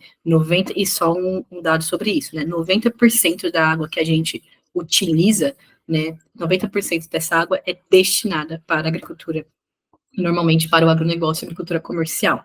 Então, 90% da água, o uso doméstico e industrial, ele fica lá nos outros 10%. O doméstico é o menor que tem, né? Gente, 90% da água para agricultura e pecuária, agronegócio, é um número muito, muito, muito grande, tá bom? Eu imagino, eu sei que vocês costumam ouvir, mas tem que falar dentro desse contexto. Inclusive, essas queimadas, todo esse processo que a gente começou falando que nós estamos passando também está relacionado com as questões de queimadas em áreas de agronegócio. E aí, aquela angústia que eu comentei com vocês, que é uma outra coisa que me deixa, quando a gente pensa nisso, né, do bem-estar animal. Nessas áreas, o Pantanal, por exemplo, em outras áreas que você tem criação, não só da pecuária bovina, mas de outros animais, né, que estão destinados à pecuária de corte, quando começam essas queimadas, todos esses animais, né, eles estão lá, e muitas vezes eles não serão retirados de lá. Então é aquela coisa, a gente pensa muito no ser humano, nós estamos sofrendo com esse processo todo, com o clima, com as queimadas, tá, mas e os animais que estão dentro dessas áreas, né, é muito, muito complicado. Bom, então aqui também é uma foto de uma paisagem do segundo sistema, do sistema técnico, né, de uma paisagem transformada. Aqui eu coloquei para vocês uma foto que é de uma paisagem natural, de uma área super bonita, que fica no sul do estado de São Paulo, não sei quantas pessoas conhecem, né, mas a região, o extremo litoral sul de São Paulo, quase na divisa com o Paraná, tem a região de Iguape, Ilha Comprida, Cananéia, que é uma região super, super bonita. Aqui é uma paisagem natural, isso aqui que vocês estão vendo é uma extensa área de mangue, que tem muitas, como chama? Desculpem, pessoal. Muita matéria orgânica concentrada, e essa matéria orgânica, esses rios que a gente chama de exorreicos, são rios que desagam em áreas oceânicas. Então isso aqui que vocês estão vendo, ó, é a linha de costa, né, a linha de praia, então a costa litorânea, ok? E aí aqui, esse rio, ele deságua na área oceânica, e essa mancha gigante que vocês estão vendo nessa imagem de satélite lindíssima, é toda uma mancha de matéria orgânica que vai alimentar vários animais que usam isso aqui como área para se alimentar, para se reproduzir, né? Inclusive é berçário de animais marinhos também, então é bem bonito. Isso é um exemplo de uma paisagem natural. Esse não, tá? Então aqui eu coloquei, vocês com certeza não se lembram do que aconteceu, né, em Mariana, depois em Brumadinho, a lama a época do que aconteceu há anos, né, há muitos anos, eu acho que já fez 10 anos, porque foi em 2014, quando houve o rompimento de Mariana, e recentemente eu estava vendo notícias que os moradores de toda aquela região que foram atingidos, né, pelas barragens, eles tiveram que se mudar, obviamente, porque ficou impossível de morar ali, e que 10 anos depois eles ainda não tinham sido indenizados, né? E a época, eu não sei se o quanto vocês se lembram, mas os rejeitos, que a gente fala de lama, mas não é lama, na verdade, rejeitos, né? Restos, a gente está falando de uma série de metais pesados que ultrapassaram o território de Minas, chegaram no litoral do Espírito Santo e chegaram no litoral da Bahia também, inclusive na região de Abrolhos, que é o maior parque estadual, eu não sei, desculpa, se é um parque nacional ou estadual, imagino que seja um estadual, mas é a maior unidade de conservação que nós temos no Brasil hoje, é uma área protegida justamente para a reprodução das baleias de barcos no Brasil. Então é um santuário ecológico que a gente chama, né, uma unidade de conservação super importante, e esses rejeitos, inclusive, chegaram até lá. Aqui dá para vocês verem, né, terem um pouco dessa proporção do que aconteceu, né, então eu coloquei, essas aqui são do Espírito Santo, tá, não tinha chegado no litoral da Bahia ainda, então eu coloquei aqui para vocês. Acho que tem mais uma, de como ficou o litoral à época. Então aqui são exemplos, como eu comentei com vocês, se eu falo de áreas oceânicas, teoricamente são paisagens naturais, tá? Mas o nível de interferência antrópica, ele já é muito, muito grande em várias áreas dessas, né? Aqui eu coloquei uma série de fotos para vocês, para a gente falar também de sistemas naturais que até então, teoricamente, nós não interferimos ainda. Então eu coloquei sobre aqui como um tornado se forma, e que ele atinge, ele também vai, como o Azab Saber colocou, né, os eventos naturais também transformam as paisagens, né, vulcanismo, abalos sísmicos, terremotos, tsunamis, tudo isso também muda as paisagens, mas aí a gente está lá nos sistemas naturais. Então eu coloquei aqui uma foto para vocês, é da National Geographic, aqui, todas elas estão com a fonte aqui, que é tudo da NetGeo, né, aqui é uma foto da troposfera, bem bonita, e já há muitas pesquisas, né, que a nossa interferência antrópica chega na troposfera tranquilamente, então, é uma foto de uma paisagem natural, ok, mas há ou não interferência antrópica? Há interferência, né? Aqui coloquei outra que eu falei para vocês aula passada, inclusive, de áreas que são áreas muito remotas, né, com difícil acesso humano, então ainda há florestas equatoriais que são, ou áreas que são, não sei se dá para a gente falar o nome, tocadas, mas que a interferência antrópica não chegou ainda, porque é muito difícil da gente chegar até lá. Aqui coloquei uma outra fotinha para vocês, tá bom? De uma área litorânea, essa daqui é no Caribe, aí, novamente, as interpretações, é uma área natural, é uma paisagem natural, uma paisagem modificada, o quanto há de interferência antrópica, são interpretações que a gente dá para fazer. Aqui uma outra, de cardumes de peixes, essa é na Nova Zelândia, numa área litorânea também, que eu peguei, bem bonita. Aqui, uma outra foto, falando de paisagens naturais, ok? E aqui eu coloquei essa na Áustria, que está sobre os Alpes, é uma foto, né, uma fotografia dos Alpes, e aí tem um nível de interferência antrópica, claro, né, mas aí, novamente, pensando nessas várias fotografias que vocês viram, dá para fazer uma análise aí que tem mais ou menos, ou não tem interferência antrópica. Aqui uma outra, né, de um conjunto habitacional. Esse daqui, eu não me lembro a época que eu peguei, mas era de um país asiático, mas poderia tranquilamente ser de uma área no Brasil também, tá? Essa daqui eu peguei porque eu queria comentar sobre eventos climáticos, né, sobre a extensão que um raio pode ter, mas eu peguei, essa foto é de uma cidade, se eu não me engano, é de Vitória da Conquista, mas eu não tenho certeza. E aí coloquei também como um exemplo de próteses territoriais, aqui um outro exemplo de próteses territoriais e de otimização do território, né. Quando vocês, eu não sei se vocês já ouviram falar que na Turquia, por exemplo, tem muitas casas que foram feitas em relevo kársticos, né, que são aquelas áreas de cavernas, então, são áreas de altas temperaturas, de clima semiárido, desértico, que as pessoas moram, né, dentro das rochas mesmo, né, elas têm casas em áreas de cavernas. Na Austrália também acontece isso, em áreas desérticas, que as pessoas moram no subterrâneo. Essa aqui esses são exemplos de otimização do território, tá bom? Esse aqui é do maior conjunto habitacional do Irã, que fica numa área de deserto, tá? E aí eu quis colocar a foto para vocês também. Aqui um outro exemplo de paisagens modificadas, ou de um ambiente completamente antropizado, tá bom? Essa, se eu não me engano, era no Marrocos, mas poderia ser em qualquer lugar daqui que a gente tem no Brasil também. E aqui um outro exemplo de próteses territoriais, né? Essa foto é da China, e de muitas pontes que estão sendo feitas paralelamente, pontes e andames suspensos e afins. Eu achei bem interessante também como um exemplo de prótese territorial. E aqui, de paisagens naturais, essa foto maravilhosa do deserto do Atacama, no Chile, que tem o maior observatório desculpa, não sei se é o maior, tá? Mas tem um observatório super importante da NASA para estudar eventos astronômicos, que é bonito pra caramba. E aí essa outra, acho que tem mais uma, peraí que travou. Ixi, apareceu. Essa daqui é de uma ilha na Indonésia, esse aqui é o vulcão Krakatoa. Eu coloquei essa foto para dar um exemplo claro disso, de como as paisagens naturais também são transformadas por eventos naturais que a gente nada tem a ver, pelo menos isso, né? Ou ainda não tem. Então, o Krakatoa, né, essa ilha de Krakatoa fica na Indonésia, e esse vulcão, ele é um vulcão ativo, e que ele já transformou a paisagem do local várias vezes, né, e esse daqui é o Krakatoa Baby, ou Krakatoa Filho, o filho da Krakatoa, como vocês quiserem chamar, que num desses movimentos, desses fenômenos sísmicos, né, o lugar passou por uma erupção vulcânica tão monstruosa, né, e por mudanças geológicas tão monstruosas que esse vulcão se formou a partir aqui do movimento sísmico desse primeiro, tá? Então, isso é animal.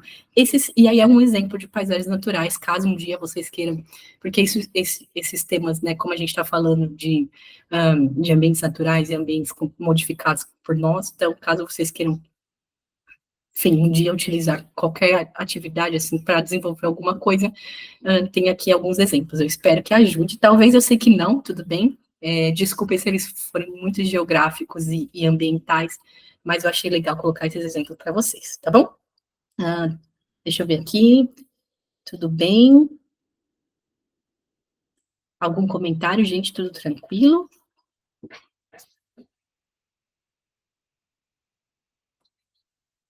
Eu vou seguindo aqui então, tá bom? Obrigada, Letícia. Beleza, qualquer coisa, vocês, Eduardo, bastante informação. O Priscila, de novo, tá? Qualquer coisa, vocês falam. Só gritem, abram o microfone, avisem, tá bom? De verdade, é só falar. Eu comentei no início da aula, você já estava aqui, mas não tem... vocês não me atrapalham se abrirem o microfone, nada disso, tá bom? Então, fiquem à vontade. Tá? Obrigada. Fechou. Deixa eu só olhar aqui. Só um segundinho, gente. Então, beleza, vou continuar aqui, tá? Então, vamos lá. Então, sistemas técnicos, sistemas naturais, paisagens naturais, paisagens transformadas. E aí, aqui agora a gente fala, então, de recursos naturais, né? Recursos naturais é um tema amplamente discutido, tem muitos conceitos sobre eles.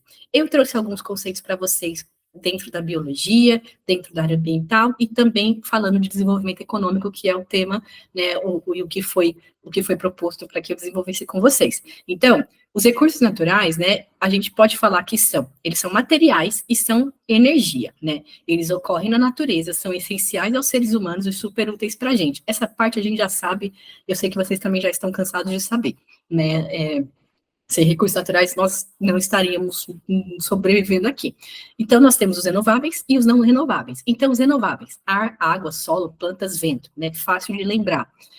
E os não renováveis, cobre, petróleo, combustíveis fósseis, que aí entra toda aquela grande discussão da problemática dos combustíveis fósseis, que eles são finitos, como vai ser quando a gente não tiver mais combustíveis fósseis, e os novos paradigmas sustentáveis para pensar em outras fontes de energia, né? A biotecnologia está aí para isso, por exemplo, porque uma hora, né, bom, as estimativas que nós temos, embora hoje nós tenhamos pré-sal e tudo mais, é que os combustíveis fósseis, eles são finitos, né? E do jeito que a gente utiliza os recursos naturais, eles serão finitos mesmo. E aí, nós temos, então, os recursos naturais e serviços naturais, que são coisas diferentes. Os serviços naturais, basicamente, são o que a gente faz com os recursos naturais. Então, eles são processos que acontecem na natureza, ok? E que a gente também relaciona com atividades humanas. Então, exemplo, a purificação do ar, né, da água, a renovação do solo. Um exemplo, ciclo da água, ciclo do nitrogênio, são serviços naturais. A gente nada tem a ver com isso, né? Renovação do solo. Mas as atividades econômicas, as atividades humanas, as atividades econômicas que nós desenvolvemos na Terra, elas são importantes, elas impactam, né, nesses sistemas naturais, e a gente só consegue desenvolvê-los porque existem esses sistemas naturais. Mas hoje, e cada vez mais, nós temos muitas tecnologias, né, para utilizar os recursos naturais. Petróleo é um exemplo disso, né? Quando a gente teve as primeiras descobertas do pré-sal, da bacia de Campos, muitos anos atrás, eu não sei se foi a época de 2010 ou foi até antes, mas já faz bastante tempo, né? O petróleo é um bom exemplo disso. A prospecção e depois a extração do petróleo, do combustível fóssil, ou seja, de um recurso não renovável, ela é extremamente complicada, ela é absurdamente complicada, mas ela é feita porque o petróleo compensa, né? Então, os serviços naturais, eles acabam servindo as atividades humanas ao que a gente precisa, tá? E aí, aqui, eu coloquei um exemplo de capital natural, ok? Então, quando a gente fala de capital natural, o que é esse capital natural? São os recursos naturais, mais os serviços naturais, ok? Aí aqui eu coloquei um exemplo, é daquele mesmo livro que a gente falou aula passada, de Ecologia e Sustentabilidade. Então, recursos naturais e serviços naturais. Olhem a diferença. O ar, a água, o solo, a terra, as energias renováveis, o sol, o vento, né, a energia hídrica, a vida e a biodiversidade, ou seja, a biosfera, a hidrosfera, biosfera, ok? Estou falando de, aqui, energia, ar, água, tudo recursos naturais, todos recursos naturais. Aí vejam os serviços naturais. Então, eu tenho o ar, a partir dele eu tenho a purificação do ar, a regulação do clima, a proteção contra os raios ultravioletas, né, camada de ozônio. Aí, beleza, vejam que nesses laranjas a gente já interferiu em todos. A purificação do ar, olha o que a gente está passando agora, né? Vou nem voltar nesse exemplo, mas regulação do clima, novamente, olha onde nós estamos, conjunturalmente, né? Buraco da camada de ozônio também entra aqui. Então, água, purificação da água, tratamento de resíduos, são exemplos de serviços naturais. Solo, renovação do solo. Terra, produção de alimentos, reciclagem de nutrientes, né? E vida, biodiversidade, controle populacional e controle de pragas, né? Então, temos aqui vários exemplos aqui de energia não renovável, os combustíveis fósseis, como nós já falamos, tá? Então, existem os recursos naturais e os serviços naturais, ok? Tudo começa pelos recursos naturais, e juntos eles formam o capital natural, beleza? Vou passando, qualquer coisa me falem, eu coloquei aqui uns outros exemplos. Então, quando a gente pensa em recursos, veja, eu coloquei uns exemplos mais didáticos, até, de repente, quando a gente quer aplicar, né? Então, vamos lá. Tudo que é consumido por um organismo, né? Isso a gente chama de um recurso. Uma vez consumido, ele não está disponível para outro organismo naquela forma, né? Aqui eu coloquei um exemplo. Quanto de sol absorvido por uma planta não está mais disponível para outra. Então, a quantidade de sol biologicamente absorvida por uma planta, obviamente, não estará disponível para outra, né? É um negócio muito simples, mas às vezes com exemplo facilita a vida. Então, aqui eu coloquei alguns exemplos, quando a gente fala desses recursos naturais. Então, a gente tem minerais, tem água, tem radiação solar, né? E dióxido de carbono. ok? Tudo isso acontecendo no ambiente, né? Aí coloquei aqui alguns exemplos para vocês. Um outro exemplo. Então, eu tenho esse fruto aqui que chama... Eu coloquei o nome científico dele para ter a fonte, tá? Mas coloquei um lobo-guará, gracinha, é um animal típico do Cerrado, e coloquei, o fruto comido não está mais disponível. Novamente, é óbvio, mas no esqueminha fica mais fácil da gente entender como esses recursos se comportam. Então, aqui eu tenho um recurso natural, né? Aqui eu tenho um animal que faz parte da biosfera. Esse recurso, uma vez comido por esse animal, ele já não está mais disponível, ele não está mais disponível na natureza. Aí volta para cá, né? Uma vez consumido, não está disponível para outro organismo naquela mesma forma. Beleza? Vamos lá.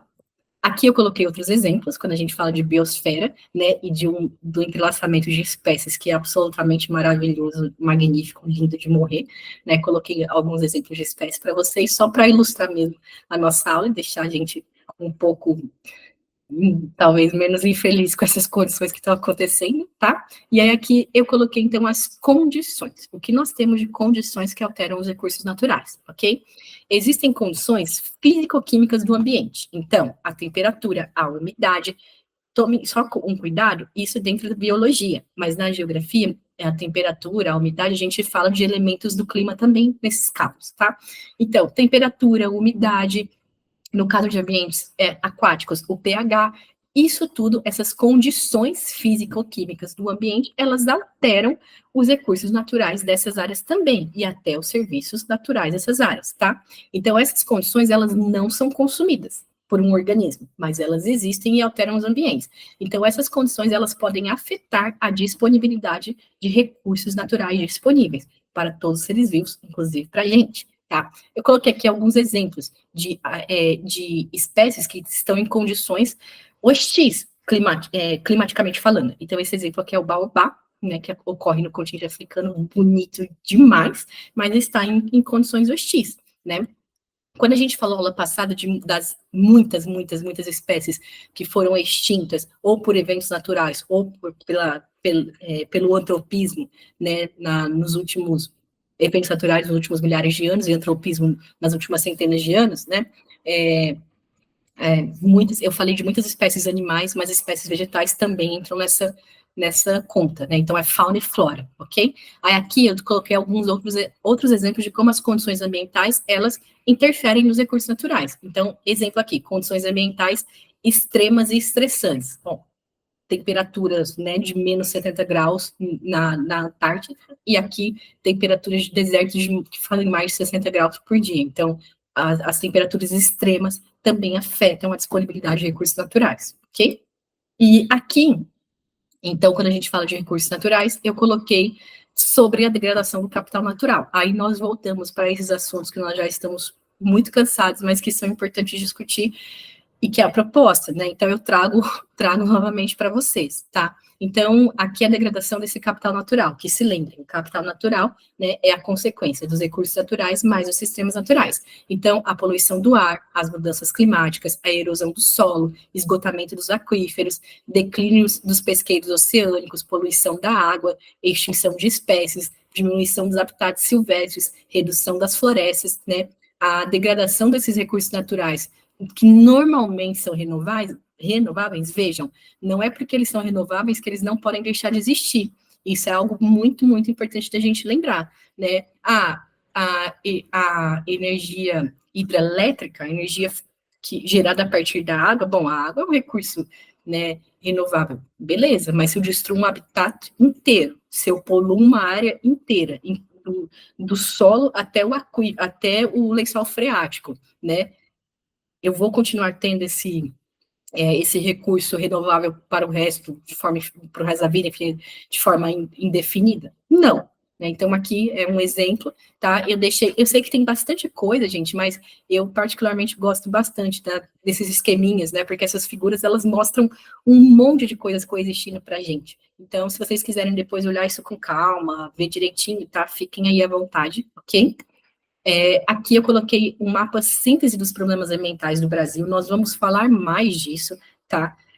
Não acaba aqui, eu só quis deixá-lo, porque como eu estou falando aqui para vocês da degradação do capital natural, isso aqui é um exemplo aplicado da degradação do capital natural, porque a ideia não é ficar trazendo para vocês, olha, todos todos os problemas de acabar do esgotamento dos recursos naturais. A ideia é, eu trago o conceito disso, mas o que está acontecendo a partir disso, tá? Então, aqui, ó, eu coloquei, isso são alguns, tá?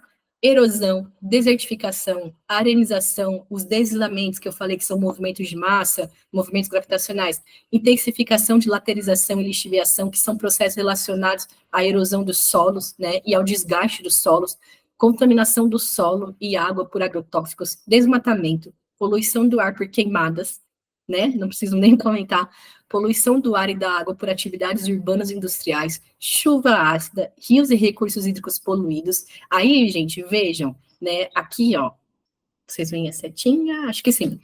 A quantidade de recursos hídricos, lembrando, né, a gente tem na região amazônica, além de uma bacia, a gente tem a maior floresta equatorial, uma bacia hidrográfica gigantesca, com muitos corpos d'água importantes, né, além de uma bacia sedimentar, mas isso é outra coisa, mas nós temos muitos cursos d'água importantes aqui, e poluídos, esse aqui também, ó, gigantão aqui que corta São Paulo, tá, são alguns exemplos, acidentes com derrame de petróleo e derivados, e poluição litorânea, tá, então, esse é o mapa síntese dos principais problemas ambientais que nós temos no Brasil.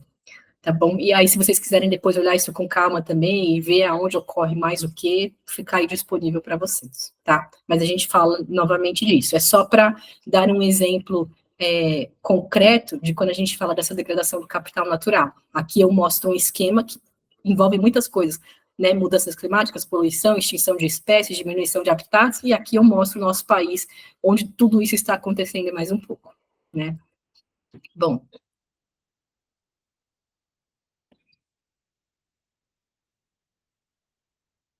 vou continuar aqui, qualquer coisa me avise, tá bom? Então, aqui eu coloquei sobre a pegada ecológica, que eu imagino também, tenho certeza que vocês já ouviram falar sobre isso. Esse termo da pegada ecológica, ele já é bastante difundido, bastante falado dentro da biologia e das áreas ambientais.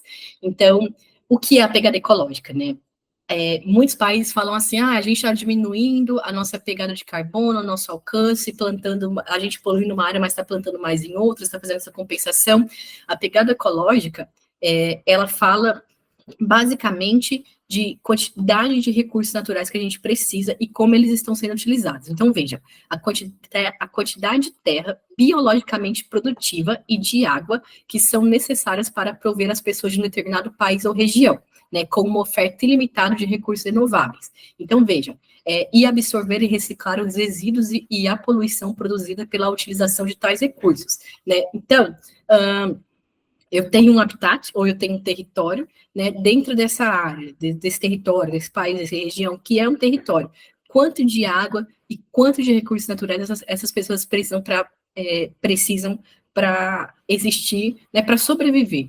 E, a partir disso, né, existe uma oferta ilimitada desses recursos renováveis nessa área, é possível reciclar ou não esses recursos nessa área, né, e também tem relação com toda a poluição produzida a partir da utilização desses recursos. Eu coloquei aqui outros exemplos, então, em outras palavras, é a medida de um impacto ambiental. Eu moro num território, numa área específica, numa região delimitada. Dentro dessa região, quais são os recursos naturais que estão disponíveis para eu utilizar? Né, de água e outros recursos biológicos disponíveis. O quanto disso eu utilizo, o quanto esse território ele é capaz, enfim, os seres que estão nesse território, eles são capazes de reutilizar, de absorver e reciclar esses resíduos, né?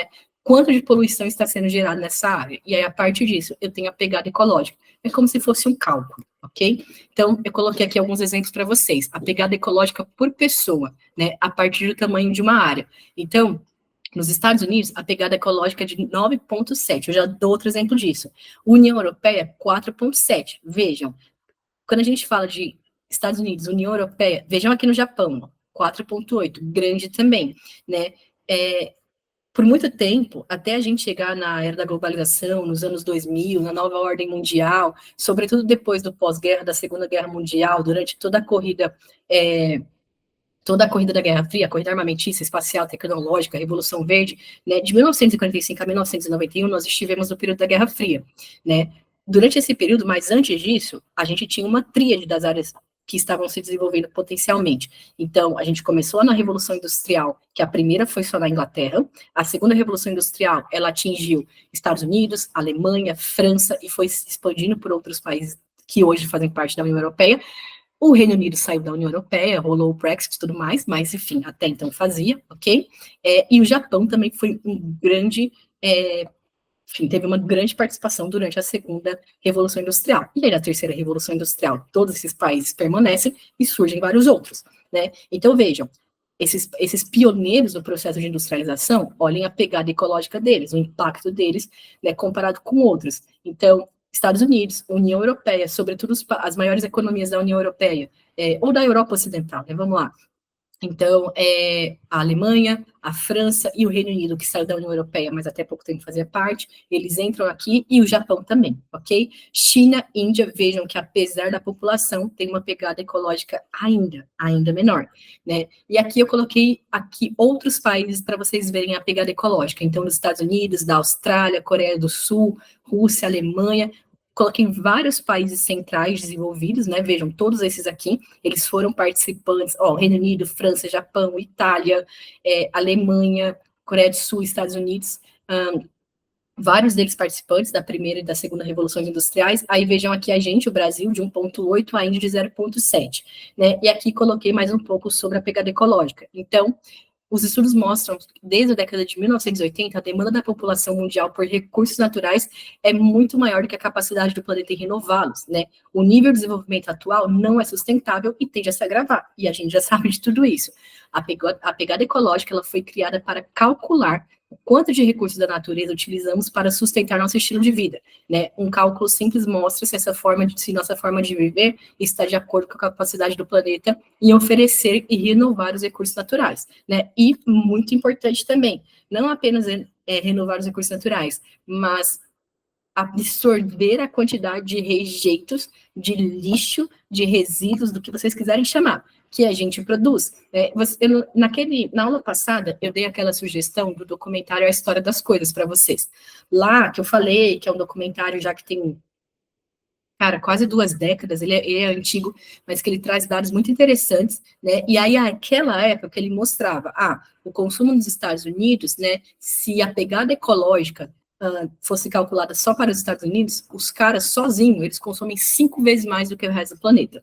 Só que você não tem 5 planetas terras só para os Estados Unidos. E aí, imaginem mais. Imaginem se a China, que já tem o maior mercado consumidor do planeta, e 1 bilhão e 400 milhões de habitantes. A China tem 1 bilhão e 400. A Índia também tem 1 bilhão e 400. Só que a Índia já passou, que eu acho que é 1 bilhão e 417, e China 1 bi 410, alguma coisa assim. Mas a Índia passou por um pouquinho, né, mas estão lá tecnicamente empatadas. Imagine se esses 2 países decidem que eles vão ter a mesma pegada ecológica, por exemplo, dos Estados Unidos, né, ou de países que consomem 5 vezes mais e produzem 5 vezes mais resíduos do que outros países. Então, é algo a se pensar. E a população dos Estados Unidos é um pouco mais de 300 milhões. A gente está falando de China e Índia com 1 bilhão e 400 milhões cada uma, tá? Então, é um dado interessante também. E aqui esse exemplo, nos Estados Unidos a pegada ecológica é de 9,6 hectares por pessoa, que eu mostrei no gráfico aqui atrás, né? Se cada pessoa do planeta tivesse a mesma pegada dos norte-americanos, seriam necessários 5 planetas apenas, né, para eles. No Brasil, a pegada ecológica é de 2,1 por pessoa, né? Então, se a população tivesse... enfim, a população do planeta tivesse a mesma pegada que os brasileiros, nós precisaríamos de 1,8 planetas Terra, né? Aí vejam a diferença, tá pegando os Estados Unidos, que é um país central, então vejam como o desenvolvimento econômico está relacionado. E aí o Brasil, que é um país emergente, e a Somália, que é um país periférico. Vejam a diferença da pegada ecológica da Somália, que é de 0,4, né? E aí você precisaria de 0,22 planeta Terra. Então vejam, a gente está falando de uma pegada ecológica de 9,6 para 0,4. Aí, novamente, como os fluxos desiguais e como as questões econômicas e o desenvolvimento econômico, ele é radicalmente diferente também a partir do nível de desenvolvimento dos países, né? Se eu estou falando de um país central, ou emergente, ou periférico, enfim, isso muda muito também, tá? Aqui coloquei uma anamorfose. Eu não sei, eu imagino também que vocês já viram esse tipo de mapa, não sei se vocês gostam, ou já trabalharam, se interessam, mas existem muitos mapas em anamorfose espalhados por aí sobre os mais variados assuntos. E eles costumam chamar muita atenção, né, de crianças e adolescentes, porque eles deformam, né, as convenções cartográficas que nós estamos acostumados. E aí a intenção da Anamorfoses é justamente mostrar o planeta, né, de um jeito que chame muita atenção para a informação que ele quer. É como estatística, né, que você aumenta ou diminui, ou muda o gráfico, ou destaca, ou, enfim, você manipula de acordo com a informação que você quer mostrar. Né? Então, vejam, aqui a pegada ecológica no mundo por países. Vejam que o hemisfério norte, né, ele se expande.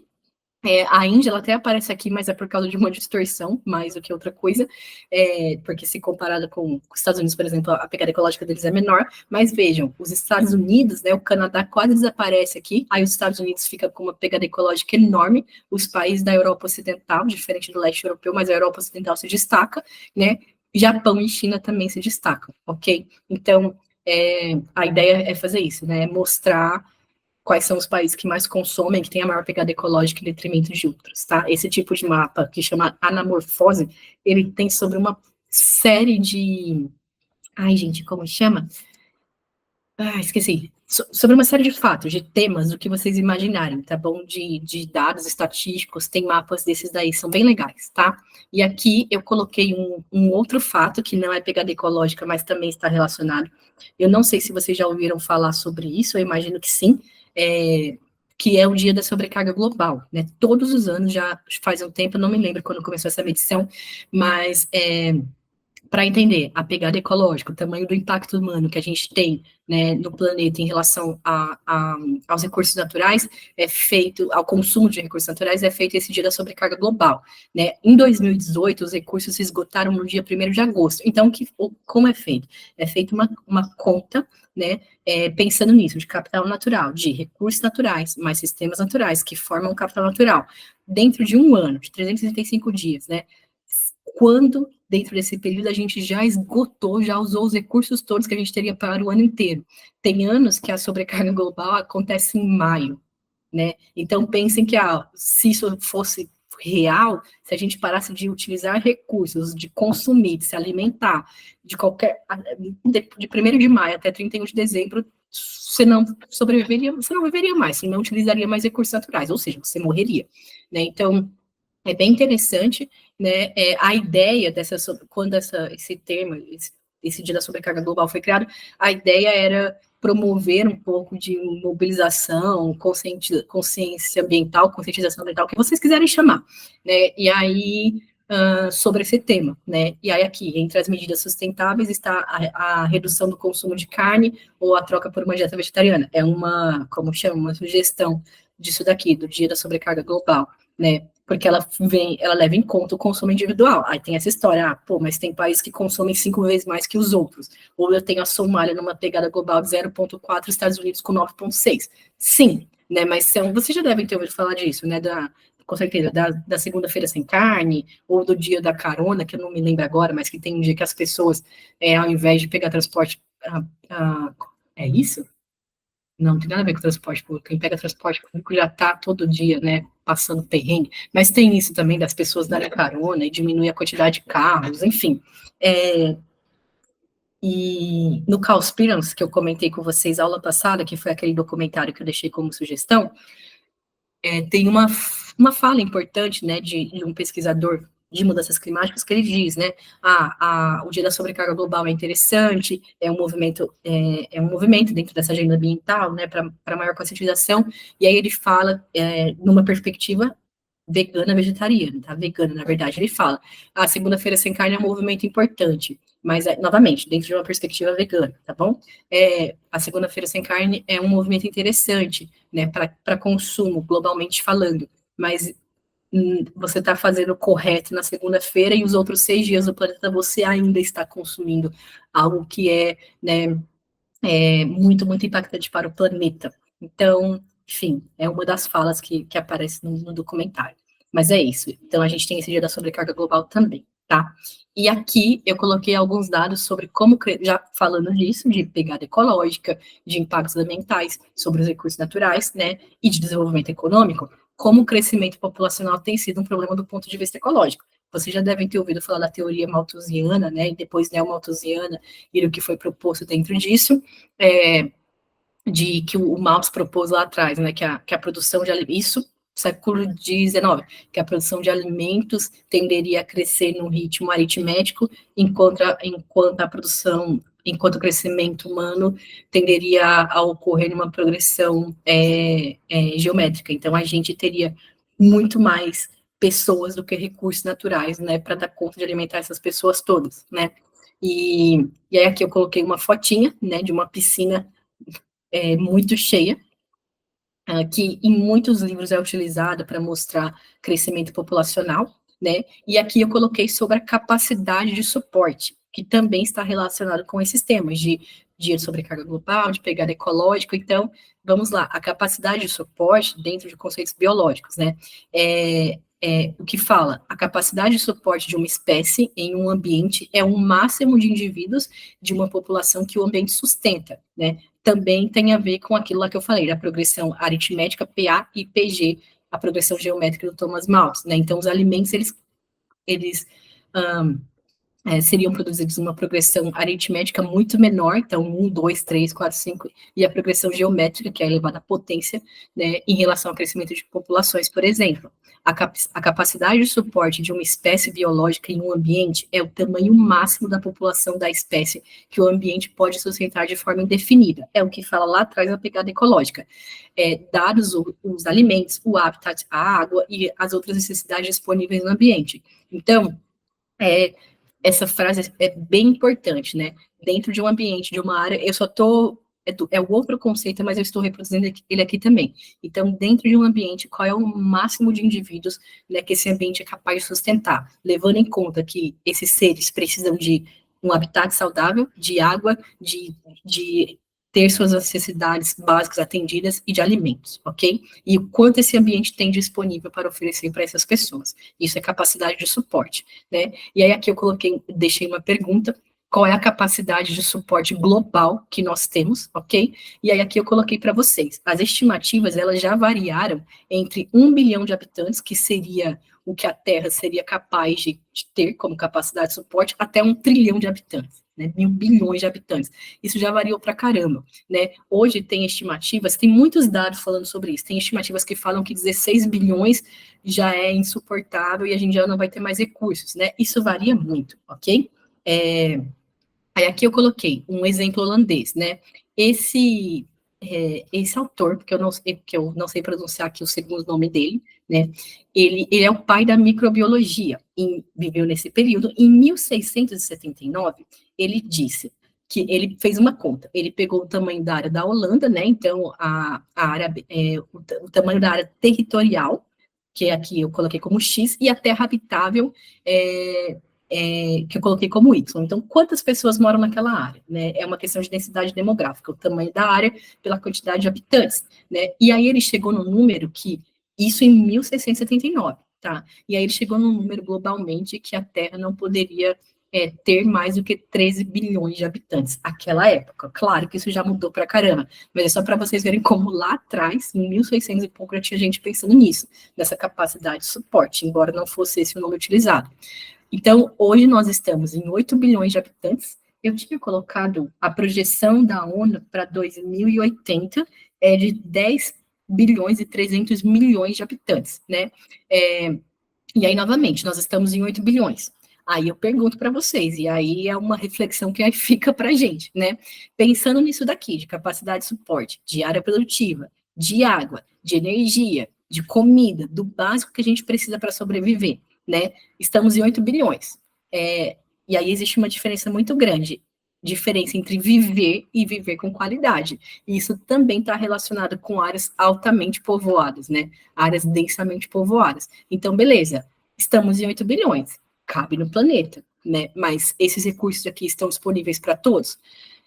E é óbvio que não, né? Porque se a gente tem mais de 4 bilhões de pessoas que não têm acesso ou à água, ou à comida, ou aos dois, enfim, né, ou não comem todos os dias, ou são subnutridos, é que não, isso aqui não chega para todo mundo, né? Claro que varia entre as regiões do planeta, tem áreas muito mais marginalizadas do que outras em relação a recursos naturais, e muito mais precarizados, e tem a ver também com regiões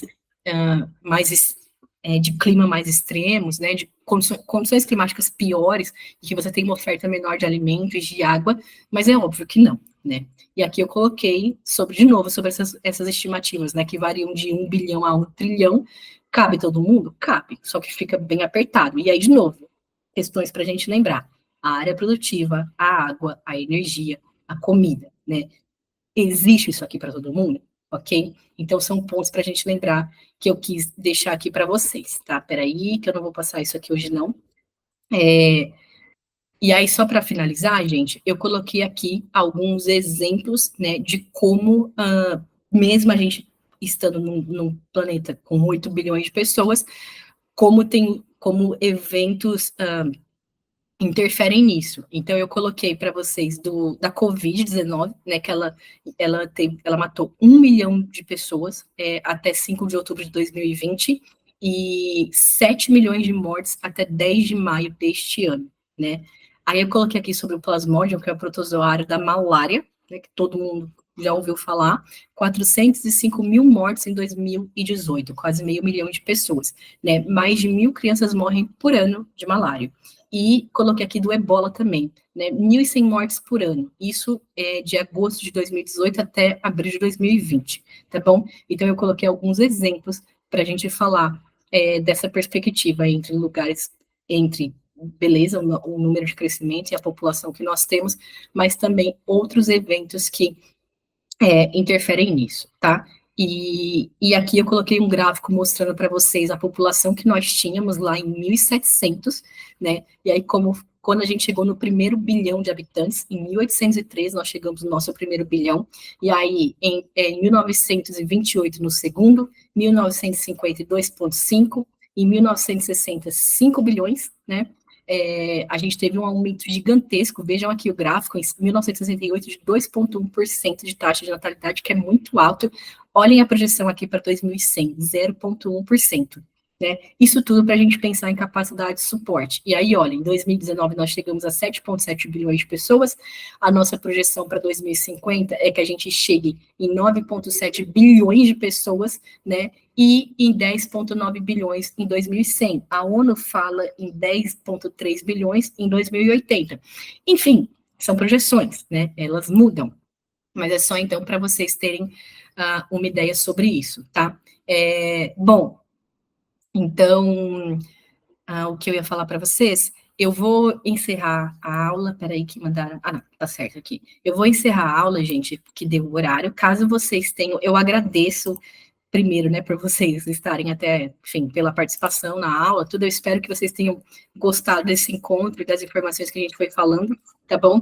Esses dados sobre população, gente, eles são muito importantes, porque a gente pode pensar assim, mas o que dinâmicas demográficas tem né, qual é a relação delas com desenvolvimento sustentável, com esses temas da agenda ambiental global que nós estamos falando, mas para falar de capacidade de suporte, pegada ecológica, de sobrecarga global, de recursos naturais, não tem como nós falarmos de recursos naturais sem falarmos de nós, de seres humanos. E se tem 8 bilhões de pessoas, né, que são em graus diferentes, né, mas se tem 8 bilhões de pessoas com atividades antrópicas no planeta interferindo aqui, então a gente tem que sim falar de dinâmicas demográficas, tá bom?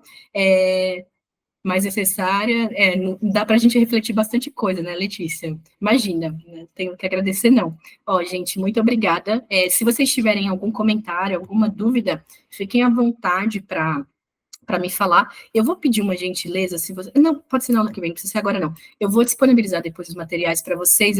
Eu falei que ia disponibilizar o da aula passada e não deu tempo, porque eu só vou converter em PDF, tá bom? E aí disponibilizo os dois para vocês, essas aulas, tá? Hoje é quarta, a gente se vê na próxima segunda-feira, tá bom? Obrigada, Priscila, obrigada. Se vocês tiverem algum comentário ou alguma dúvida, eu fico aqui um minutinho para responder, se não... vocês estão dispensados, obrigada, até semana que vem, força aí mais essa semana, tá bom? Vou torcer muito para que na semana que vem a gente tenha, enfim, quem sabe alguma notícia melhor, né, para a gente ficar menos angustiado. Obrigada, viu, Zilda? Obrigada, Daniele, Priscila, boa noite, bom descanso, galera, valeu.